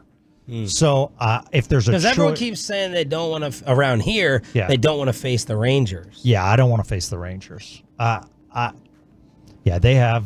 I mean, they have one of the top goalies in the world. So, but you have to face who you have to. I mean, why not if the Stars can advance? Stanley Cup champion, first round. Stanley Cup champion the year prior, second round. Connor McDavid, best player in the world, third round. I mean, no. Why not? No, because we don't want to be Corey Majors. And then runner up. We want the Arizona Diamondbacks for the ring. Yeah. The weaker opponent. Thank you, boss. Thanks, guys. Stick taps. Gavin Spittle, the Hockey Hawk, with the drive-by in studio here on DFW Sports Station 105.3 The Fan. Man, I keep saying I don't want the Rangers either, but man, Florida they got players. They have players on players on players. They're not like Edmonton where they've got two of the best in the league, but they've got a lot of frontline guys. All right, let's quench our thirst, Choppy. Okay, so Gatorade. Gatorade is, for me, commercial heaven from the 90s. Okay. And your 2 seed behind Powerade. Absolutely my 2 seed behind Powerade. Gatorade's my 1 seed if I had to pick. You? Yes. Gatorade over Powerade for Pepe? sure. Gatorade 1. What's your flavors? I like the Cool Blue. This might surprise you, Chop. I like the fruit punch. Doesn't surprise me at all. I like the grape. I like lemon lime. Lemon lime. I don't The really. yellow one? Are you trying to do like a tennis ball thing? No, that's just you had said it was green last time. Yellow and green? Yeah, yellow and green. Okay, so obviously I'm a Tennessee That's the volunteer. Cowboys locker room if you ever go back in there. A Tennessee volunteer. Going up there today, baby. I will never use. That's a good color too. On the one that you have. Oh, there. you're drinking the blue. Yeah, the blue. But anyway, so there is a new commercial that is bringing back. What is the Gatorade tagline? Obey your thirst. That's one of them. No, the that's original. Sprite. That's one. Is that Sprite? Obey your thirst. Is they're bringing back the Gatorade? Is it in you? The game is changing, but what drives the game never will. What you have inside. It refuses to be ignored. It sweats every day. It turns an athlete into a legend. It demands respect. The game will always change, but it never will. Gatorade, is it in you? All right, so bring it back. The Gatorade, is it in you? One, okay. So I went back and pulled some old slogans. Let's see which one we like the best. They also bring back the colored sweat. So you had the orange sweat, the purple sweat on the play. I did like that as a kid for some reason. Yeah, I did too. All right, so this is the let's go in reverse order here, Peyton. So we'll start with Michael Jordan versus Mia Hamm. Anything you can do, I can do better. I can do anything better than you. No, you can't. Yes, I can. No, you can't. Yes, I can. Had enough? Let's go. Anything you can be, I can be greater. Ready, stop. Sooner or later, I'm greater than you. I'm not stopping. I'm not stopping. I'm not stopping. No, you can't. Yes, I can. All right, that was my least favorite of the bunch. Didn't care for that one. I mean, it was good. It was a catchy song, but it wasn't as good, I think, as the other two. The next one is old MJ versus young MJ. This is Wizards MJ on a court where like the lights are barely on. Oh, this is my favorite. This is a great one. This is old MJ versus young MJ. Had enough? Well, look here. You reach, I teach you. Lesson just started. Come on. That's ugly. Could have done. You should have done. Bobby, that as a visual, the audio is good, but the visual of that, I just remember being blown away by that commercial because it looks like young MJ going, and then it ends with UNC MJ walking on the court and going, "Who's got next?" Yeah, that is one of my favorite commercials of all time. That was an absolute great one. I love that one. It brought me back. That was probably early 2000s. This next one, this will bring us back to our real youth, our high school days. This is the song that we can all sing. Sometimes I dream that he is me. You got to see that's how I dream to be. I dream I move. I dream I groove. Like Mike. If I could be like Mike. Oh, if I could be like Mike. Like Mike. If I could be like Mike. Stop. That's it. That's it. Go home. That's the number one. That's Chills. That's the number one. Smiler Cross. I love that. That's an all-time great commercial Sitting there for me. guarding the kid, just tapping his butt, popping the ball up, the $1 million smile while in the bleachers. Maybe a Mount Rushmore sports commercial for me. Mount Rushmore of all of them. That's the one seed.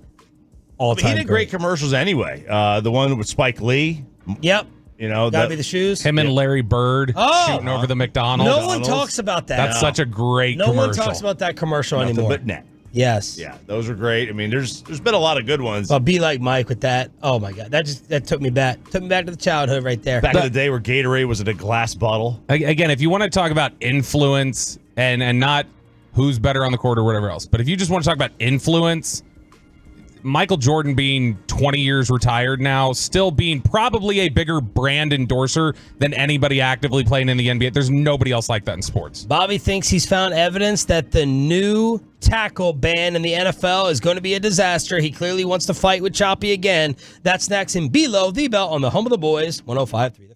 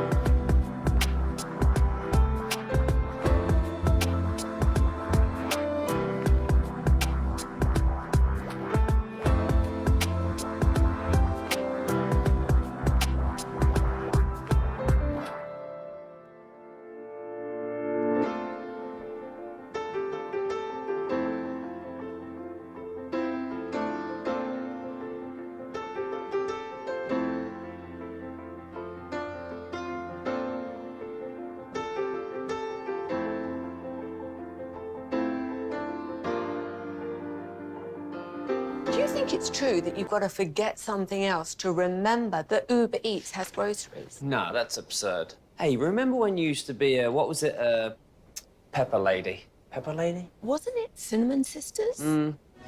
Basil Babes. Saffron Squad? Nutmeg Maidens? Paprika? No. Nutmeg Maidens. I just said that. Was it Spice Girls? Doesn't sound right. Was it Saffron Squad?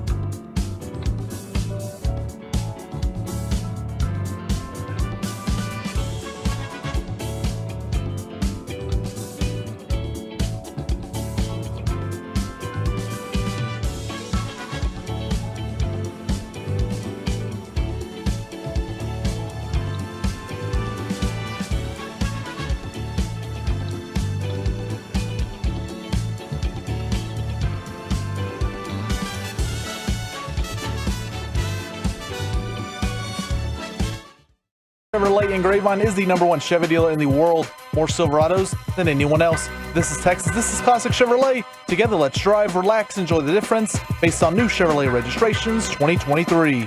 The great Bobby Belt. You ruined the morning show. Don't make me take off my belt. Don't make me No, take off my belt. we're not. Now that the hip drop tackle has been outlawed, what excuses will we be able to make for Lamar Jackson not beating the Kansas City Chiefs once again? You and I are taking L's on this publicly. On Lamar? No, on the hip drop. Oh, you and I are united on this, but we're taking L's against RJ and the rest of the NFL speaking out on it. Yeah, I mean, I think that we're going to find pretty quickly that people are turned off by this. And I think I have evidence of it after Mark Andrews. How they rule it. Well, and that's exactly the issue. So Mark Andrews was out at Baltimore Ravens OTAs the other day. He got hurt last year on November 16th. He ended up injuring his trying to remember what it was. It was ankle, right? Yeah, it was the ankle is what he had hurt. And this is the story from ESPN because Mark Andrews is super in favor of the hip drop tackle being removed. He said, I think they can still make the tackle without doing this. I always think it's funny. It's always the offensive players that are saying they can still make the play. And then you got Richard Sherman and others who are like, how are we supposed to tackle at live speed and know how to do this? But this is where I have a big issue. Mark Andrews says taking that tackle out of the game is not a bad thing. Defenses can find a way around that. He says, I'm always an advocate for making the game safer. You look at the last 5 years, there's been a lot of big injuries with that. So just bringing the awareness to that type of tackle, I think, is good. But in the setup from Jamison Hensley, the reporter covering the Ravens for ESPN, he writes this. Baltimore Ravens tight end Mark Andrews is pleased that the NFL has banned the swivel hip drop tackle, which sidelined him for 2 months last season. In Baltimore's 34-20 win over the Cincinnati Bengals on November 16th, Andrews was pulled to the ground by linebacker Logan Wilson on what the Ravens believe was a hip drop tackle. This type of play occurs when a defender wraps up a ball carrier and rotates his hips, dropping onto the ball carrier's legs during the tackle. So here's the issue that I have with this and it being described that sort of a way. Because you have to leave your feet, right, for it to be a hip drop? I don't know. Ask the Ravens, who apparently don't know what the rule is. What do you mean on what the Ravens believe was a hip drop tackle? They have been one of the ones pushing for this, believe now they've got clarity on it, and that this would have protected Mark Andrews. But this doesn't say that they know with certainty, like, hey, it doesn't say he was tackled on one of these plays that would now be outlawed by the NFL. Instead, it just says the Ravens think it was. They think this checks the box for it. So there isn't even enough clarity to say that this was one of the shining examples that people were trying to use. There's not even enough evidence for Baltimore to confidently say without a doubt the NFL is outlawing that play in 2024. And so it's just the Ravens think it checks a box. This is going to be such a pain in the ass. Yep. And this is to me going to be on a level with. I'll tell you what it's on the what's level a catch? I think it's on the level of like where the ball carrier can't lower their helmet, the offensive player can't initiating with their helmet, like lowering. I think it's going to be that difficult. Like that, to me, that judgment and call kind of went away, it got lost. And that's how I feel about this one. It's going to be so difficult to call and see live in the moment. That's my take. I'm not arguing the safety aspect of it. I do think it's really unfair to defenders. They're getting screwed, maybe more than any other position group in sports. But I think it's going to go the way of offensive player dropping their head down, initiating with the helmet. I think it's going to go in that gray area. Does it? Because generally safety measures, like for instance, they would let you challenge pass interference after the whole NFC title game, Rams Saints thing. And 1 year they did it, and they're like, quietly just put it away. We're not doing this anymore. With safety measures, they don't typically reverse those. If they put a safety measure in place, it's like, that's ironclad. Yep. If we've said publicly this is unsafe, we can't really turn back around and say, no, never mind. Right. It's not. But my question is, if this isn't enforced consistently from people and there isn't clarity about what it means, is the NFL, if it goes poorly this year, going to have to change what type of punishment is still outlawed, but they basically have to have workarounds to where it's not enforced nearly as aggressively? Because I think this is going to be a nightmare, especially in the first 4 weeks of the season when they're kind of coming into form and figuring out what the definition is. Oh, there's going to be an adjustment for sure. I think that they needed to go and do what college football eventually did with targeting. They need to go review it. If they call a hip drop, they need to immediately review it and make sure that it was a hip drop. But they haven't done that for other calls like that. They haven't. And they're not going to. Well, do they do it? They didn't do it for. Did they do it for OPI? No, they did not. If you're not going to do it, if you're not going to do it for holding, if you got to make it across the board to review calls, and they've never done it, and they're not going to do it. Well, I think so. Do they do it for ejection hits? They do in college. They do in college. I don't think. Anytime targeting is called in college, they immediately review. Yeah, but not anytime. Not the NFL. Not the NFL. But I mean, look, it doesn't mean they can't. It doesn't mean they shouldn't. You know, a call, especially in early on, you want to see. You want to understand like what it is. What about the falling on the quarterback with your weight? How do we feel about that call and how it's been enforced? Because they don't go back and review that. Because I do think that, like, you know, what they need to do with that is, like, you know, so sometimes, like, if your hand comes down on their head, on the quarterback's head, right? But if it just kind of grazes it, is that really a penalty? I do think they need to go and review that. But isn't that so? That is why the pass interference review was ultimately taken out. Was there were a lot of teams that complained about. I don't remember what the exact numbers were. It was ridiculous. It was like 2 pass interference calls that were challenged, I think, got overturned It the felt entire like they season. did not want to show up the officials. It literally was in there only to protect against a Saints situation in a big game, and they had no intention of using it otherwise. Right. And so, I mean, you could review this. You could say, oh, we're going to have a review of the hip drop tackle, but I don't feel confident that they would want to reverse anything that was ruled on the field like that. And I think if you've got teams that don't even have clarity, teams in favor of outline it that don't even have clarity about what it looks like, that's concerning. That's going to be a problem in terms of enforcement. And to your question, Sean, about how the dropping the weight or striking the helmet or, those types of definitions of roughing the passer has been enforced, I think that's been completely inconsistent. There have been a number of times where we watch it and we all feel like it's a certain way, and then the analyst on TV is saying it's another way, and then, Dean Blandino's not there anymore. Whoever it is that does those propaganda videos on Tuesdays explaining why their call was correct, they get out there and they have a completely different definition of it. But the weight to the ground, all this is just another murky situation that is going to cause defenders to think twice, I think, about everything that they do on the football field. Yep. Todd Archer had a couple of articles up over at ESPN yesterday. One of them was his. The other was a breakdown of where things stand with some of the 20 biggest contract questions out there. So they asked the Cincinnati beat reporter, what's the expectation with T. Higgins? What's the expectation with Jamar Chase, Minnesota? They ask about Justin Jefferson. So the Cowboys questions were clearly related to CeeDee Lamb and Dak Prescott. And what Todd said in there when he was approached for his portion on the Cowboys stuff, with Dak, it was same sort of thing we've heard consistently. That has gone nowhere. There's no discussions. Todd made it sound like he feels like Dak is probably being just as patient as the Cowboys are slow playing, and that Dak kind of feels like, hey, we can play this any sort of way. I don't need to come to the negotiating table right now. But he did echo what he told Choppy and I a couple weeks ago while you're out, Sean, which is he said if he hits free agency, he's out of here. He's not coming back. He's not going to let them match. He's not going to. He will. If he Who said that? Archer about Dak. Mm-hmm. If he gets to free agency, he's Kirk Cousins and he's leaving. And so that's the thing where if they don't, did that blow up as a headline? No, I mean some people talked about it, but yeah. Where you at, Web Team? I you guys took off like Peyton when I was out. That was a hell of a headline. Let me get this straight. Todd Archer says if Dak Prescott gets a free agency, he's leaving. Yep. Wow. To me, I just don't buy it. Why? Because there's a loyalty factor there? No, absolutely not. Why would you take a team out? I think the idea is that anybody on the open market is going to be able to pay you equal or more what the Cowboys will, and he's not going to be in the business of it's like you guys have had time to address this and you didn't, so this is your penalty. Willing to? They will. Somebody will pay him above what Dallas can. Like somebody will break the bank for him. Look, let's be real about it. Let's cut all the BS. The real? The real. We have all had moments at our jobs where you've said to yourself, if I can get someone else to give me the same amount of money, more, or even a little bit less, I'm out of here. I'm tired of this crap. I'm not putting up with this crap anymore.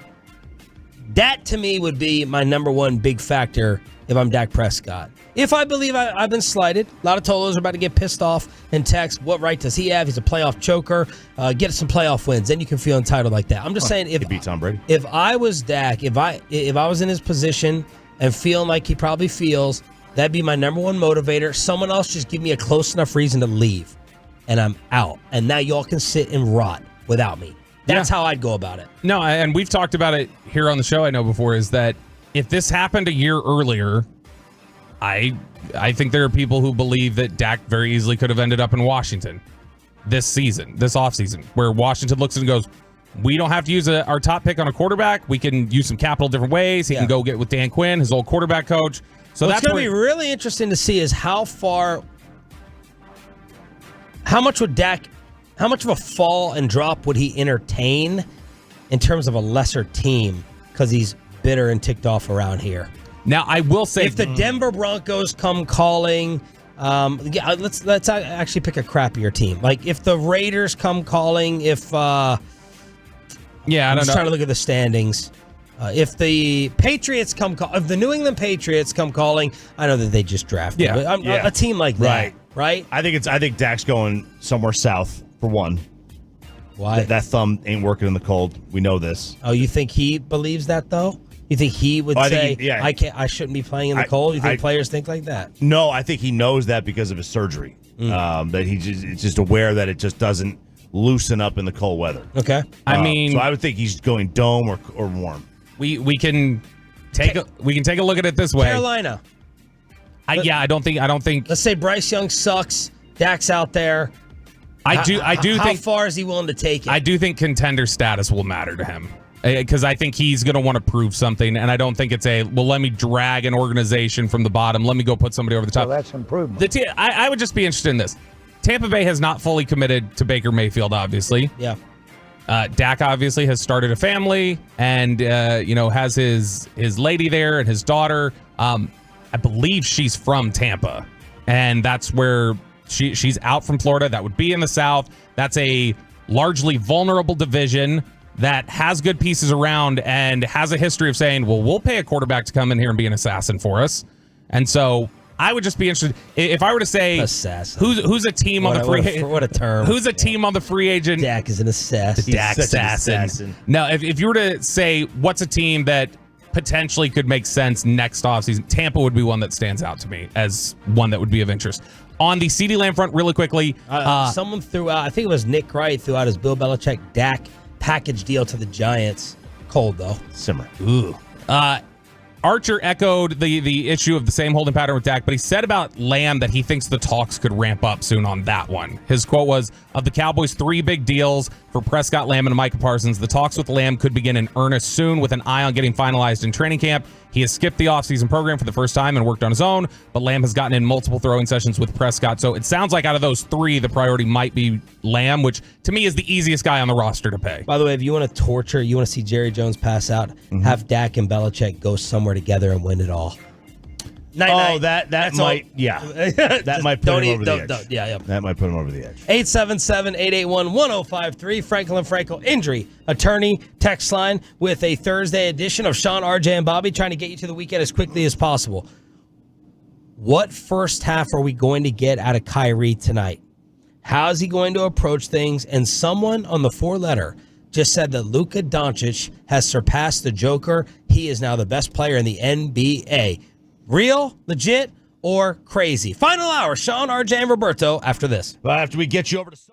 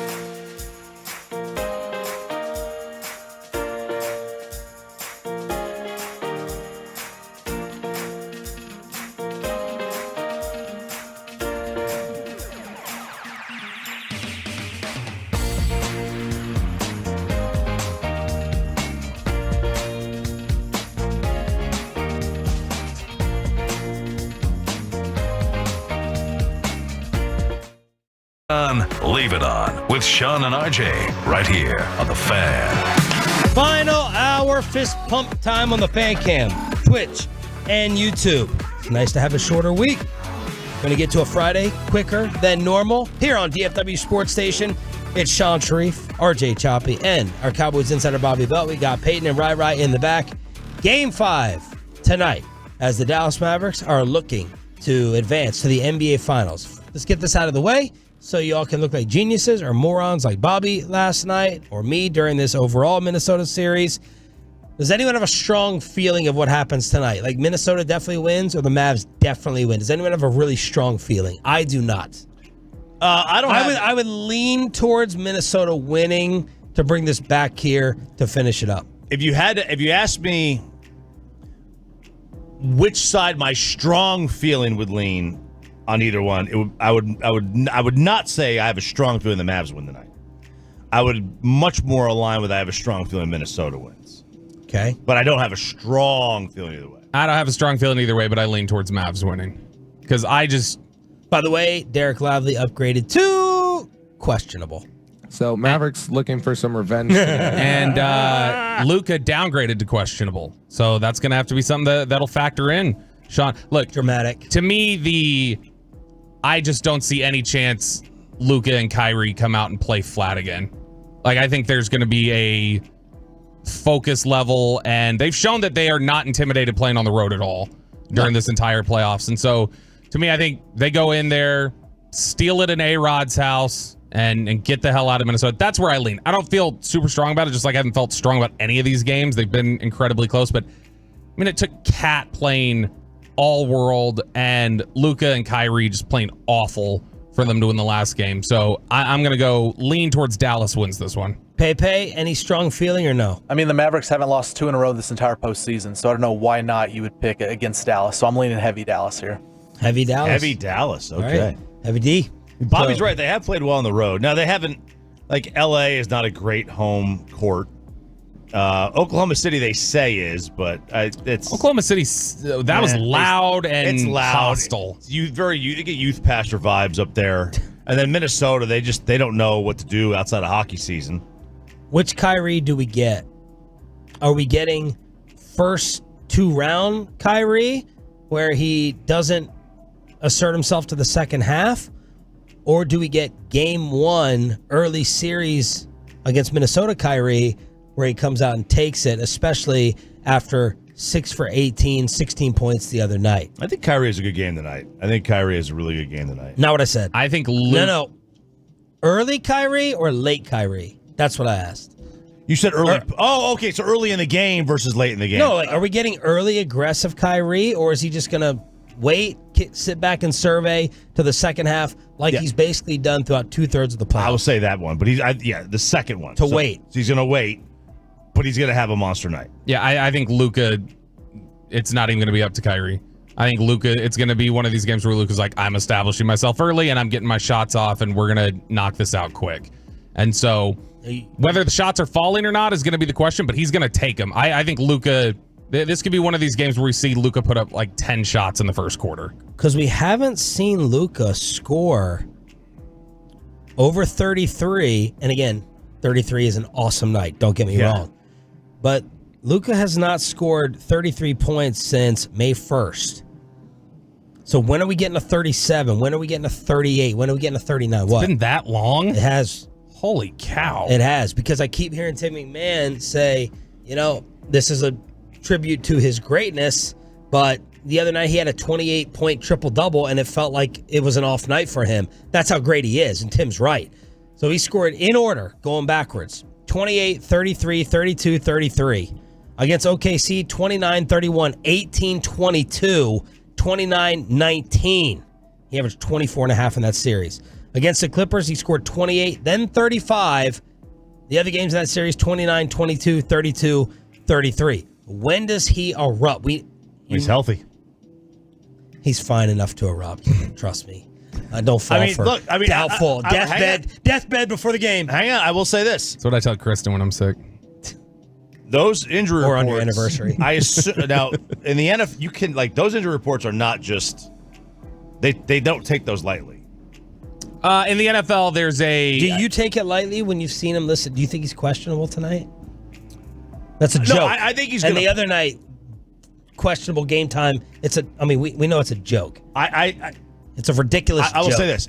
The moment FanDuel, DraftKings, Caesars, MGM got in bed with the NBA, those things stopped becoming a joke. So you think Luke is questionable? I think he's questionable. I think he's going to play, but questionable means he's going to play. No, questionable in the NFL. You don't think questionable in NBA is 50-50? No, I think it's 95%. I think questionable just with the what's probable then? So Derek Lively's 95% to play tonight? Yeah, okay. I'm exaggerating here, but questionable. No, but give me a percentage that you think it is in gambling for the seriousness of Vegas. For the seriousness of Vegas, I would. So for me, when I see as a gambler, when I see questionable, I think he's going to play.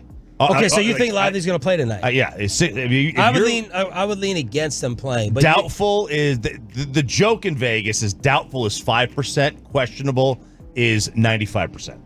Going to play, and probable is that's the hey we need to protect ourselves on the injury report. Okay. Yeah, I don't know if it's so. What I'm not sure of is with that designation. Like for instance, in the NFL, when you're not taking part in certain portions of practice or you're not doing certain things, then you have to carry a certain type of designation, like you were limited at practice, you were this or that. So I don't know, are they giving him breaks on certain things in practice? They're not having him do certain things that because of that it requires a designation of questionable. I don't know if that's the way that works. In the NFL, I believe their designations count as probable means very likely to play, questionable means 50-50, doubtful means very unlikely, and out is out. And so I don't know if it doesn't seem to work the same way in the NBA, but I wonder if you just have to carry a designation when you're limited in certain practice capacities. What Kyrie do you think we get strategy-wise? I don't think he's going to. I don't think he's going to get the opportunity. If he wants to come out aggressive, I don't think it matters. This is going to be, and it didn't fall those nights, so it didn't help. But remember early in those Clippers series, it was like Luka was, I'm getting my shots off. Y'all's plans be damned. I'm getting shots off in this first quarter. I think he approaches it that way. So naturally, Kyrie probably settles into a groove in the second half. All right. Well, on ESPN, what's this guy's name? Alan Hahn. Alan Hahn. All right. Jessica's brother. Tolo D sent me this clip as Alan Hahn sounded like Bobby a little bit, saying that Luka has taken over the mantle and crown of best player in the NBA. Luka Doncic, second best player in the world. Agree or disagree? He's wrong. How's that? Because Luka's past Jokic. He's number one right now, what he's doing. He's, first of all, still playing. Jokic is not. He's done things in the playoffs, triple-doubles, scoring-wise, finishing, big buckets, all those things you can match up with what Jokic did last year in his performance to a championship. Luka's on his way to potentially winning a championship this year, his first one. He's 25 years old. Like, this is what he's done in his career up to the age of 25 are things that we haven't seen from a player of his age. He is not one of the best players in the world. Right now, I would put him as the best player in the world. I love Luka. I don't see how you can. It's ridiculous. Say that right now. Who was it though the other day? Paul Pierce trying to get played on shows in Dallas. It was Paul Pierce. Paul Pierce said the other day he thinks the face of the league and the best player of the league will be on the line if it's Boston and Dallas. That whoever wins that title it'll be Tatum or Luka. And so I mean, there's a push. Tatum would have a chance. People are starting to try and talk about it a little bit. No, Tatum doesn't have a chance. But the discussion is at least starting to churn a little bit more. I think it's funny that we've gone from he's definitively third in the MVP nationally to now nationally they're like, well, I mean, he's better than Jokic. I mean, why would you even suggest that Jokic is better? They talked about this yesterday on First Take, too. And Stephen A. didn't argue. Russo said that Luka's easily number 2. Yes, not even close. Not even close. And Stephen A. was like, I'm not going to fight you. I'm not going to fight you on that one. This take makes... I mean, If I'm trying to think how harsh I want to be with my insult. Do it. If you think that Luka Doncic, because of all this, is better than Jokic, I think you're an idiot. There, I didn't back off it too much. So Joker winning the championship last year is the same as Luka playing right now with Joker at home. That's what that guy just said. No, Joker's at home. So his 3 MVPs and his title doesn't doesn't supersede, overcome, leapfrog Luka playing right now. Shut up. It makes sense when you look at who his last two co-hosts have been in his media career. Chris Canty and Bart Scott. So this is a guy who's just learned some bad takes, I think, over time and learned to speak very definitively. Man, so he's the best player in the NBA right now. Not developing. That makes it sound like it's dramatic. 3 for 84 for Jalen Waddle, 76 guaranteed. Is that going to be a leaf for CeeDee Lamb? No. But 3 for 84, 76 guaranteed in Miami. That's below Tyreek by a few million. And this is a deal getting done a couple years later. So, I mean, it may not leapfrog the way they want. I think CeeDee wants around 35 is what I think he wants. And if some of these leaves fall, that's probably why he's waiting for Jefferson. That's what Jeremy Fowler reported, that he's fine kind of waiting for Jefferson. Yeah, because he probably says, Waddle doesn't even come up in the conversation. Devontae Smith doesn't come up in the conversation with me. Right. Nico Collins doesn't come up in the conversation with me, so those are irrelevant. Whatever Jefferson gets, give me 1 or 2 less. That's probably what he's thinking. Yeah, and I think he'll ask for same, maybe get 1 or 2 less. Yeah, and I think a lot of times it really does make sense on both sides, Jefferson and Lamb, to wait for the other. Yeah, but you're in the standoff now of who goes first. And that, like we brought this up last week, it's sort of a similar position to where things got with Dallas and Denver 8 years ago with the Dez contract, where it was Dez and Demaryius Thomas, and they were both waiting around until the tag deadline, and then they both got done at the same time, to the point that the NFL had to investigate collusion to see if these teams and these agents and everybody else linked up and compared numbers so they could agree to something. And, I mean, you may run into something like that again. 877-881-1053. How many are agreeing that Luka's better than Joker, like that guy said? Ton of MFFs. No ring, no argument for Luka. You can also look at it, Luka's beating the team that put him out. Like, we all take in Luke. You know who's going to get forgotten in this conversation? SGA. Giannis. Well, Giannis for sure. Giannis. Like, we all just definitely taking Luka over Giannis. I know what you're going to say, Choppy. Ball in his hands. You prefer that player. But Giannis is going to...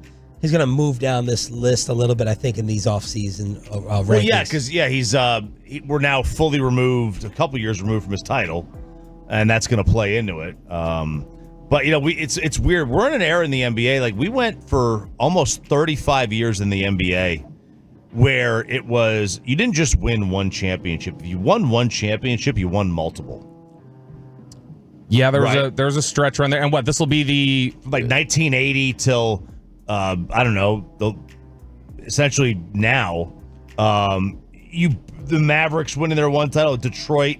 Those were the oddities. If you won a championship in the NBA, you basically won 2, 3, or more. Well, now we're in a weird time where it's like, okay, Toronto gets one, Milwaukee gets one, Denver got one, Cleveland got one, right? It's very strange now. Yeah, because this will be the 6th straight year with a different champion in the NBA, and I think that's the longest streak in the history of the NBA. I was out for the debut of this, but I heard and read nothing but rave reviews. Part 2 of How Young is Peyton Russell. Oh, yeah. Oh, baby. Next on 105.3 The Fan. Let's get you over to K-Post Roofing and Waterproofing, the official.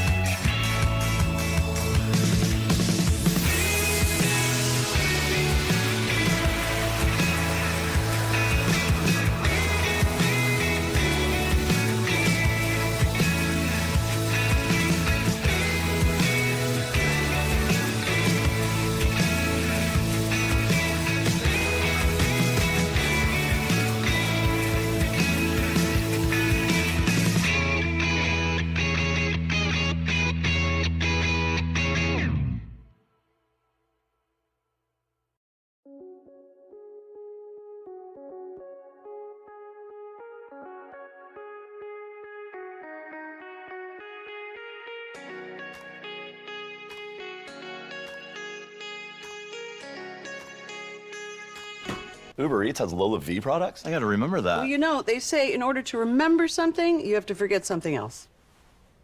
Okay, now that is a very cute haircut. That's like a little shag. I've never seen that before.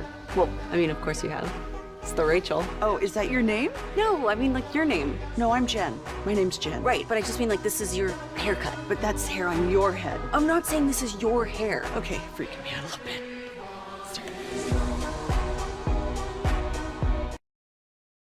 On 105.3 The Fan segment here brought to you by Stay of the Weight Loss, that's soda, and by the personal injury lawyers Frankel and Frankel. If you've been injured in a car or truck wreck, call Frankel first, 214 or 817-333-3333. With Frankel and Frankel, there's never an out-of-pocket cost. They only get paid when you win. Frankel and Frankel, the go-to car and truck wreck attorneys in Dallas. Now a steal by Draisaitl to Hyman, back to Draisaitl, shoots and scores! 4-2! Edmonton extends to a 2-goal lead! 2 goals in 51 seconds! Dallas Stars scored 2 goals in the first 6 minutes, and then as you heard right there on Edmonton radio, they tie it up, and they scored 2 goals in 51 seconds. 4-2, ball game ends up 5-2 Oilers. We are tied at 2-2 with Game 5 at the AAC tomorrow night. Yeah, quite a disappointing game for the Stars for me. They had it. They were complete control. Complete control. I mean, Edmonton, each side can say, we blew one. Yep. And the other, now we're even. We blew one. Yep, no doubt. This is Game 3 all over again. Edmonton did the same thing in Game 3. It was just a complete reversal, and it was quick, right? Stars got, 3 goals in 3.5 minutes. Edmonton got 2 goals in a handful of minutes, and then 2 goals in a minute in the second period. So it was a little bit different, but It was tough. Speaking of reversals, if you are watching on the FanCam Twitch and YouTube, you'll see Peyton Russell. Well, you won't see it. When Ryan gets to it, you'll see it. Peyton Russell has just walked in studio with the yellow sweatshirt, Bobby Belt, behind the glass in the producer chair. That's right, Sean. We're going to play How Young is Peyton Russell? Congratulations to Shai Anderson Jr. Just got married. Still remember him just running around on the tennis courts. Now he's married. But I know for a fact this will be his favorite segment on 105.3 The Fan. This is what we talked about during the Jerry Jones media party. He's like, Pay really not know. Yeah, and he doesn't. He generally doesn't know much. I think we've shown that over the course of time. But the object of this game is simple. We're going to try and figure out if Peyton Russell actually knows significant cultural figures from the 70s, 80s, and 90s. So Peyton is going to get 6 names here that he has to identify. Now, you were here for the first one? Epic. What was a highlight or low light? Oh gosh, that Catholic guy. Oh yeah, they asked him who John Paul II was, and he goes, that Catholic guy. I was close. You were trolling. Yeah, I finished. I think at the very end I said, the Pope. But I think we rung him up. But you got money for it. Yes. $20 bucks an answer. Are we still wagering, Bobby? Because this matters. That's on the line. Ooh. So what's going to happen is Peyton is going to pick a decade, 70s, 80s, or 90s. We'll rotate Sean and RJ, then picking the category, which our categories in this one are sports, society, and entertainment. And then Peyton will pick a subcategory for his name, where he just then has to tell us who that person is. And we'll have a vibe for it. We'll know if he actually knows who these people are or not. And so I think we can, if we have any disagreements, we'll go to a 3-judge vote here for the ruling. But for every answer that Peyton gets right, I'll give him $20 in 3 weeks. Wow. With 50% interest. So he can make as much as $120 here, or as little as 0. And I don't know, maybe there'll be a twist at the end. Who knows? All right, Peyton Russell, are you ready? I'm ready. Okay, give us a decade, 70s, 80s, or 90s. I was born in the 90s, so we'll start there. 90s. All right, Sean, do you want sports, society, or entertainment? I'm going to try for Bobby not to have to pay. So let's go society. Yeah, that's right. All right. That's the best category. That's the best category. Here's your subcategory. Crime, politics, or miscellaneous? Miscellaneous. All right, he's going miscellaneous. You might have picked right here, Peyton. Okay? Peyton Russell. Who's Bill Gates? Microsoft. Owner, CEO. Microsoft. All right. $20. Bill Gates, Bobby. There's a couple of That's cheapies. disrespectful. I didn't think I knew that. There's a couple of cheapies in here. Kids are not going to go to college throwing money around There's like a couple of cheap ones in here. We got to nerf a few of them for him. Peyton Russell, you got that one. Up next, 70s, 80s, or 90s? Let's go 70s. Okay. And Chop, do I even have to ask? No. Okay, society? Yes. All right, society. You can give him sports. He wouldn't know any 70s sports. Peyton, crime, politics, or miscellaneous? Let's go politics. Oh, man. I love this music. Peyton Russell. Who's Walter Mondale? Also more 80s, right? No. Walter, is that the Walmart guy? Walmart? That's... Damn, you're good. No. No, you're wrong. That's not it at all. Choppy, would you like to tell him who Walter Mondale is? Walter Mondale was the governor of Minnesota, who lost the presidential election 49 states to 1. Senator from Minnesota, Choppy. Senator. And he was the vice president for Jimmy Carter. I didn't know who he was either. So there you go. All right, just $20. There's still 100 potentially on the line for you here, though, Peyton Russell. 70s, 80s, or 90s? 80s. Do you know, by the way, Walter Cronkite? No idea. Oh, jeez. Is that politics too? That's kinda. Yeah. Kinda. So you said 80s, Peyton? Yeah. Sean, do we want sports, society, or entertainment? Let's go sports. Oh, you're trying to make me lose money. Right. Peyton, MLB, NFL, or NBA? We'll go NBA. All right, Peyton Russell. Who is Mark Aguirre? Mark McGuire, the baseball player. I said NBA. He played for the Lakers with Magic Johnson. All right. Well, I tried. Against the Lakers in a finals. Okay. Sean, do you know who Mark McGuire is? Detroit Pistons. Well, and the Dallas Mavericks. Dallas Mavericks. Yeah. He is. We actually had somebody text in on the fan text. The reason why his name came up. Somebody texted in on the fan text a couple weeks ago. I was like, why isn't Mark McGuire's jersey retired? It's like, because the Mavericks are petty, and they're still mad about him wanting to get traded to Detroit. All right, Peyton, 70s, 80s, or 90s? We'll go back to 90s. 90s, okay. Chop, do I have to ask? Yeah, let's do entertainment. Mark McGuire could freaking. Oh, well, you know what? 90s is too easy. He needs tough society. He could score, dude. Yeah, he could. 25 points a game, basically, from 87. From 11 feet most of the time, too. Yeah, he could light it up.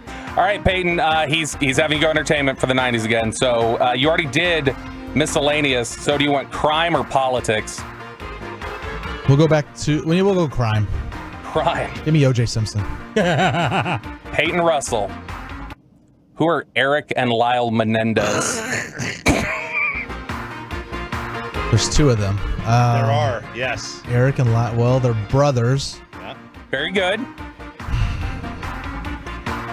Crime. Is it like a Bonnie and Clyde situation here? I'm not giving you. Do you know or that not? does not count. He doesn't know. right. You don't know the Menendez brothers? The Menendez brothers, Sean. Would you like to tell them who they are? First of all, I don't even think It happened in my hometown. when you say crime, That happened in your hometown? It was in Princeton. Really? Yep. They were very famous for, they were these spoiled Murder. brats who took shotguns and took out their rich parents. Oh. And they're also famous for being on a Mark Jackson NBA trading card. They're sitting courtside and they're in the background of a Mark Jackson I feel card. like for crime, it's either like murder you have to guess, or I don't know, burglary. Yeah, Pretty much. They were. I think they had moved to Beverly Hills at that time, but they were from Princeton. That was like huge news. What year was this? Late 90s, early 92, something like that. The Menendez brothers. There's a lot of crime going on in 92. All right, Peyton, 70s, 80s, or 90s? 80s. People have fetishes for those types of people too. Maybe the girl you used to date. We found that out about Choppy yesterday. Well, like mass murders in jail. They get all these pen pals and everything. Married in prison or whatever. One of the most popular Instagram pages is mug shotties, which are like arrest photos of really attractive women. All right, he said 80s. So this is Choppy. This is Choppy or Sean? It's Me. Sean. Sports, society, or entertainment? So let's go. Let's go entertainment. Yeah. Entertainment. You want enough in Vegas. Music, movies, or television? Peyton Russell. Let's go music. Music. Give me some Journey. Peyton. Who's Phil Collins? In the Air Tonight. That's a song. Name one other song. No, that counts. Not his most overrated one. It counts. That's good. Wow. Now, what happens if he just says like singer? Is that No, qualifies as right or wrong? That does not count because I said music. He knows it's music, so I'm not So going you to just throw him. have to give a song. He has to it. Just it's like one of those things we know when we see it. You know when we see it. He'll be able to say it. The fact that he knew In the Air Tonight. Good was job. What's good another enough. song? Studio. He was also the drummer for Genesis. Take me home. Phil Collins. I'd be screwed with All right. naming songs. Peyton, you have $40. You can make up to 60, or maybe you can make more. Who knows? Mackenzie getting a new pair of shoelaces. All right, Peyton. 70s, 80s, or 90s? Let's go 70s. 70s, okay. Choppy, you want to go society? Yes, sir. All right, we're going Lame. society. We've already done politics. So you want crime or miscellaneous, Peyton? Miscellaneous. All right, Peyton. Who's Mother Teresa? If you haven't spat this out instantly, that is so bad. I know the name. Actor, I guess. Yeah, I don't know the bio. He thinks it's like a title like Prince, Mother Teresa, the actress, of course. I know the name. I don't know the title, though. I don't know who. RJ Choppy. This is not Catholic guy. This is Catholic woman. This right? is not Catholic guy. This is she's like a a nun of sorts, right? Not really a nun because nuns are sisters. Nobel Peace Prize winner in 1979. She was in it wasn't Kathmandu. Where was it that she was? Okay, she's one of the most charitable figures in the history of the world. Okay, so he was serious guessing like actor. Yeah, he was. Possibly. Yeah. All right, that's the worst one so far. So there we go. That's no. It's the worst on you that you didn't get that. Okay. Not the hardest. It's a tough one. that is the 60 or the $40 that you made. You got 2 correct, just like last time. I'm gonna give you, since you're Mr. Gambler and you're feeling good, I'm gonna give you an option though. You can double your money up to $80 or leave here with nothing, Peyton. Oh yeah. And the catch is, you have to pick Sean or RJ to get the next name correct. And there's no categories. I just have a name picked for each of you that you have to know. So I can double it for 80 if they get it right, or I can walk away with 40. You can walk away with 40, double it and get 80, or you lose and you get nothing. Let me give you one piece of advice if you want help.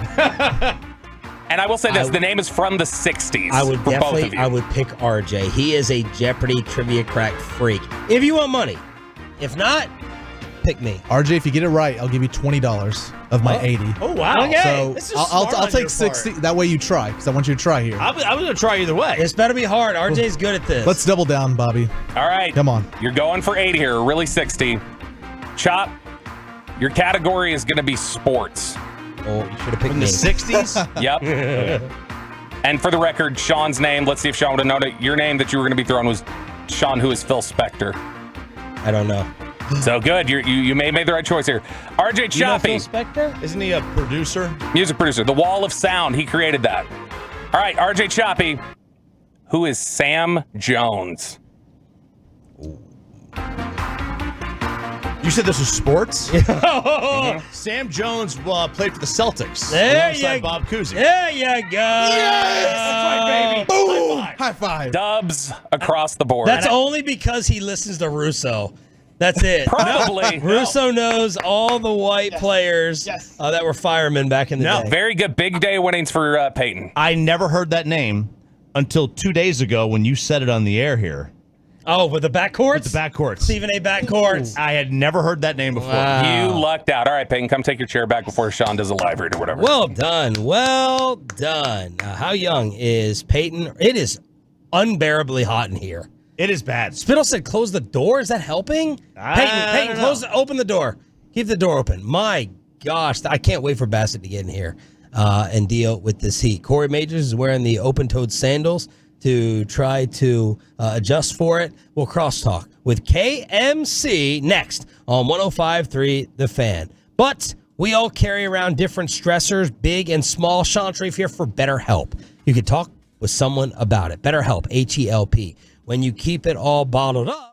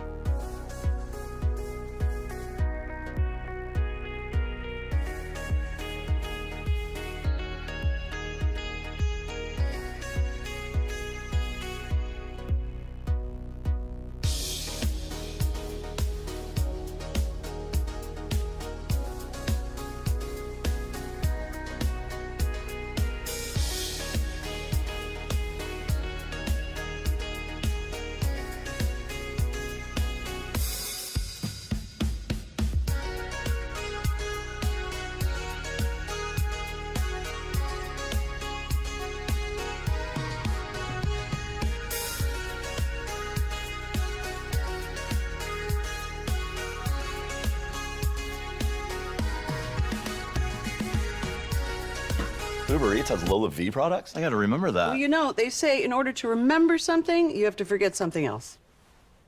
Okay, now that is a very cute haircut. That's like a little shag. I've never seen that before. Well, I mean, of course you have. It's the Rachel. Oh, is that your name? No, I mean like your name. No, I'm Jen. My name's Jen. Right, but I just mean like this is your haircut. But that's hair on your head. I'm not saying this is your hair. Okay, freaking me out a little bit.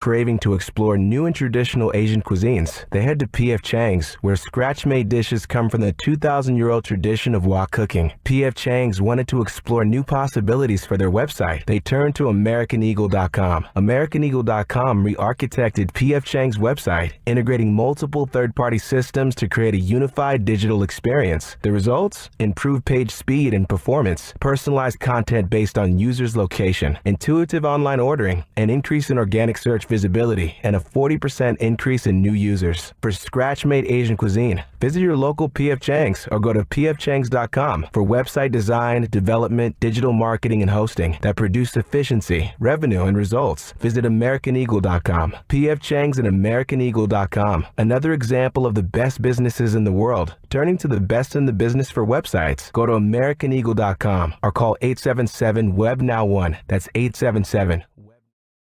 That you've got to forget something else to remember that Uber Eats has groceries. No, that's absurd. Hey, remember when you used to be a, what was it, Pepper Lady? Pepper Lady? Wasn't it Cinnamon Sisters? Basil Babes. Saffron Squad? Nutmeg Maidens? Paprika? No. Nutmeg Maidens. I just said that. Was it Spice Girls? Doesn't sound right. Was it Saffron Squad? Let's cross talk with a KNC masterpiece. We have Reggie in for Mike today. Got that, Reggie. And Bobby Belt along with Kevin Hagelin, apparently to blame for the Stars last night. That's right. As Kid Muse backup tweeted me and said, blame. Thank Kevin. Mavs and Stars only win when the Rangers lose. Brought it to everyone's attention. I'm not responsible for it by asking this question months ago. And weeks ago? Months and weeks. Like, you asked it multiple times, time and time again, and we kept telling you, Kevin, it does not have to be a dichotomy. Or doesn't have to be the Rangers lose and then and the yet Stars and here Mavs win. we are. And you don't want to take responsibility. So how long has that? Since the beginning of the playoffs. When I posed the question, would you take The Sophie's Choice. It was at, I don't know. It's It's a game, that not high a stakes. choice. Huh? It's a game, not a choice. If you would take Rangers losing for the Mavs and Stars to close out both of their playoff series, which is a no-brainer. Of course, the answer is yes. And then we got a bunch of hemming and hawing about it and, deal with reality. That was the question. And that's hemming and hawing. Are you talking into the back of the microphone? It's all three teams could win. Like, that's fun. That's more fun. And you're trying to but you're that's trying not to a make the Rangers go on a discussion point. skid. And look what happened. They went on a skid, and then everybody was like, fire Bochy. And I was like, what's happening Who right said now? that? Who said fire Bochy? The dumb people. No. There are dumb people. No. Dumb people exist, and they say things that are dumb. I just saw somebody talking to the wrong end of a microphone. No, because that's not fun. Hey, do you want everyone to win? Sure. You have to make a tougher choice, and this was the sacrifice that was. So since the beginning of the playoffs, every time the Rangers have lost, It's not 100%, but it's shockingly high. So it's not even a stat if it's not 100%. What's that? Huh? What would you say? Stat is not a stat if it's not 100%. So if you ever miss a free throw, how do you shoot free throws? Can't say. It's RJ telling us that questionable means you're 95% playing. So his percentages may be a little bit off. Wow. I mean, I hope that's right in terms of lively. Yeah, he's playing. Okay. All right. Was that just choppy gut? Gamblers into As he backed himself into a corner with a statement about Luka, and then he had to say it about Lively. I think as the fan text pointed it the best way. If you're downgraded to questionable, it means you're 95%. But if you're upgraded to questionable, it means you're 50-50. Huh. Wait, you think the downgrade is better than the upgrade? Yeah, because the upgrade, you're already hurt. The downgrade is like, we got to protect ourselves here. What percentage do you think Lively has to play tonight, Reggie? I am going to split the difference there. I'm going to go about 75% chance. Oh, okay. Yeah. It's pretty high. Now, we've had this discussion. How hurt do you guys think Luka is? Really? How limited do you think he is? Why would you do this? I'm curious. That we haven't talked about it. We've talked about it on our show a ton. I'm curious what they think. I don't think he's genuinely questionable, and I think he's shown he looks a lot more healthy than he did at Game 4 against Oklahoma City. Yeah, I think I do think he's banged up. Right. I think that's a fair assessment of this and we also understand the playoffs, there's a different barometer for if you're going to play. Dudes play through things that they would not. No, Kevin. No. Dudes play through things that they generally wouldn't in the regular season. So I think he's dealing with something, but it's not in the same. I don't think he's in the same place as he was in Game 4, as you mentioned, for sure. I think that's fair. He's 82% Luka. Right? Ooh. Okay. What's the other 18% then? Injured cortisone. Tim Hardaway Jr. according to Bobby. That's not what I said. What's coming up on the show? Oh, Corey That's can't. for you, Corey. Corey We can't have talk. Joey Erickson, otherwise known as Slim Scotty, joining us at 11 o'clock. We have a hockey writer joining us at 1:20 today, and I've said his name wrong 3 times, so I will. Sean Mickendo. There you go. So I'll let Kevin continue to do that. We're going to Okay. talk hockey today. You are? Yep. And we got Reggie. Got that, Reggie? That's right. How'd you guys get a Stars guest or Mavs guest on? He works for the We're going Athletic. Yeah. And we have you just- guys not been able to Well, get see, the guests? apparently what you need to We can do get Joe. is Our listen to the threshold's night higher. show and then try and steal their guests. That's how you do that. Or just Well, and we also have Play the Joey's our podcast. guy. Joey's been our guy for a long time, and he's Had him back first. from Wisconsin. You had him first? That's right. Okay, that's we gave him this big break. Though. Yeah. We were And where did 0 that- for 4 on Timberwolves guests yesterday. We had 3 no responses and 1 where a guy was like, super busy, but next time. Brian Windhorst is like the only big dog who will at least respond. Did he just He'll say no every nicely? time. He says no politely. Did you tell him What's us that? about LeBron? Then maybe he'd That's be an like, old thing. He's way above that. is he? Yeah, he's a meme now. You don't like Windhorst? I'll fight you over this. What don't you like about it? He's better than the other two. He's fine, but he's still like 70% LeBron content and 30% NBA content. The NBA is 70% LeBron. LeBron. Only if you're a national person. Which he is. That's kind of his job title. Exactly. Woj doesn't text back. Too Cool Shams doesn't text back. Chris Mannix is the only national reporter that's been good to us. Which a lot of people don't know who Chris Mannix is. Where is he at now? He used to be at SI, right? Rest in peace. A lot of people used to be at SI. Fair enough. Some say. 181,000 unique reviews a day. All right, so how did you guys deal with Maven, not SI. air conditioning issue yesterday? Was it like this? Is this worse? Is this better? Oh my God, this is so much better. So much what? So much better. We just had to leave the door open because it was just super, super hot. This is way better. Now, Reggie, when you do shows with Chris Arnold, it always feels like this, right? Because Chris always turns the heat up.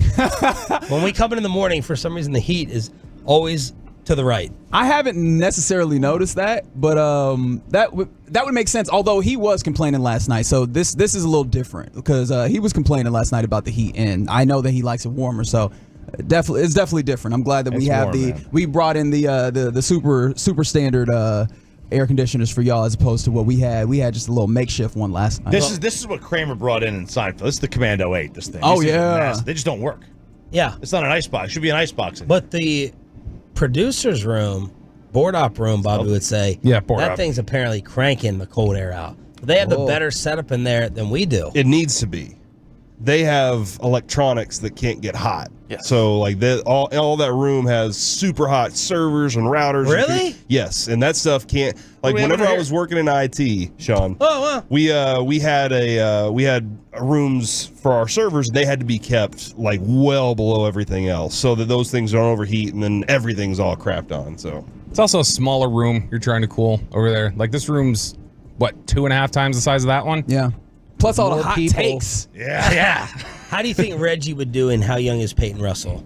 Dominate or a little bit better or the same? He would do better on the society side. Nah, you have any he'd do better. leftover questions? Yeah, yeah. I didn't listen to the segment. I heard that you were doing it. So if you want to run some of those back, we don't do repeat material like that back to back, Reggie. Fair enough. Touche. I mean, it's not quite repeat because I think the material is really my response more than the question. You want 90s, 80s, or 70s? Let me go 90s. Give myself a good chance here. And how old are you for the record? I am 32 years of age. Wow. Damn. So Sports, society, or entertainment?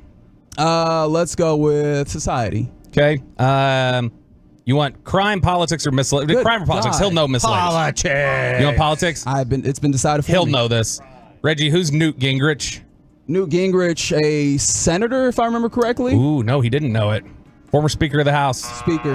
Congressman. I should have went with congressman. Yeah, that's fair enough. What was the category? Politics? Yeah, did you watch Yeah, politics. Schoolhouse Rock? Those are not the same thing. No, it's not the same thing. I was just wondering, what umbrella can you get credit for answering John, right? how many senators are there? 50-something, maybe. What? I think he was. I understand where he was going there. I think he was trying to go with the different states and places that are represented. Still with us? It's 100. Yeah, Newt's still with us.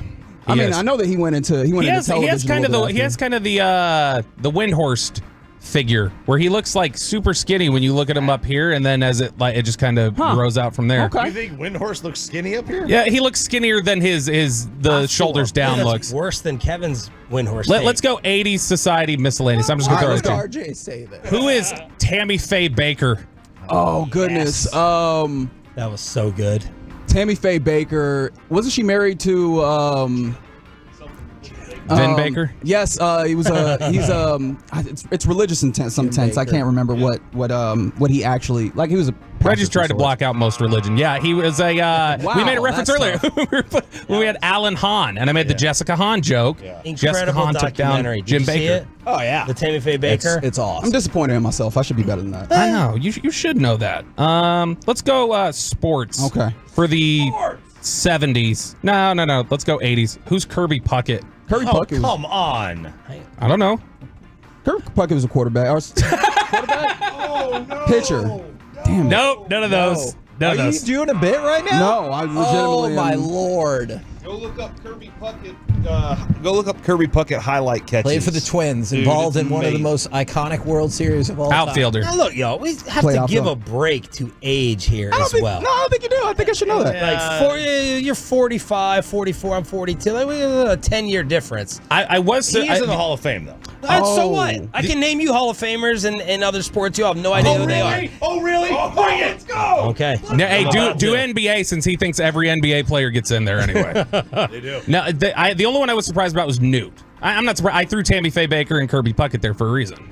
But Newt, I was surprised. You knew he was politics, though. Yeah, I mean, like, I probably know more about what he's done closer to recently than. Yeah, when Terry Gross talks about it. Take a look into his personal life. It's pretty fascinating. Yeah. Is that it? Yeah, that was it. Okay. Now I'm looking up NBA Hall of Fame. See, I'm not that smart. Well, I'll try to give you credit. I regret it. Thank you. Who's Dave Bing, Chop? Dave Bing. He's the dude who invented the search engine. Yep, nailed it. Yep. That's not him. Dave Bing. I think he played for the Knicks. What old school? No, he did not. What old school search engine did you use? Ask Jeeves. Metacrawler? What is that? I don't know what that is. Metacrawler? I've never heard of that. Corey, do you remember Alta that? Vista. Alta Vista. Yeah, I got some good porn on that. I thought. Wow. Okay. My God. All right. It's 9:52 in the morning. Metacrawler is actually still a thing. Is it really? Look at that. All right. I gotta look this up. Do you use the new computer for that? Yeah. Yeah. Yeah. I mean, I Not just the old one. can't really watch it anymore. Yeah, when that was a search engine, and you're saying you got some good stuff on that. One pornographic search engine. A lot of them are down though. Like because you have to put what you have to do is you got to put when you go to those sites you got to put your age verification in. I'm not putting any of my info in there. So you're not putting. Oh, that's you take your stand there. You know. Oh, yeah, I don't want to put my driver's license number on the internet for. Do they have you put in your driver's license number? Yes. Oh. I mean, I don't know. Peyton said some of the sites came back up recently. Oh, so, really? Mm-hmm. I just assume that's why the. What are you doing? I'm just saying. Why would you repeat Actually, that? I think Even he's doing if he a said service it. for the. I'm just saying. Even if he said, do you want him to call the stuff? A lot of your listeners right now. I'm just saying. I'm just saying. Girl listening. I know. She doesn't listen. She only listens to 640 on Thursdays. On things. She only listens to 640 on Thursdays. All right, Peyton. I'm gonna tell you some stuff behind the scenes that you can let out on air. Please do. Usually you have to stop me from letting things out on the air. Okay, you want to do your recent house delivery? No. Okay. Peggy doesn't want to do it. Holy moly. You know about that? Yeah. Oh, yeah. Or you just gave a fake holy moly reaction?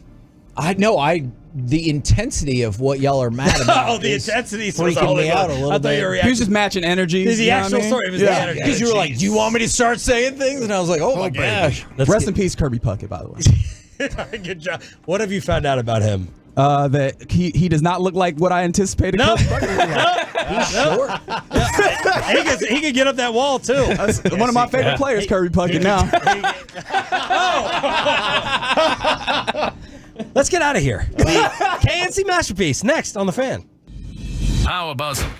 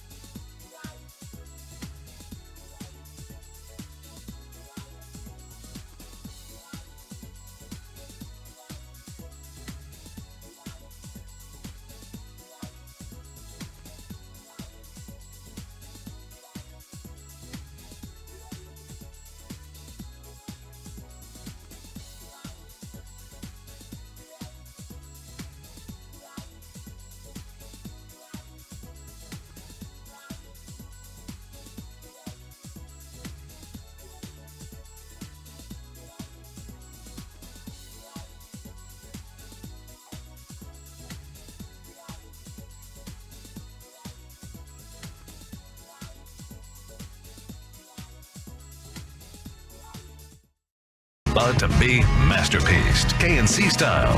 Right here on 105.3 The Fan. KNC Masterpiece right here on 105.3 The Fan. You got me, Kevin Hagelin, Corey.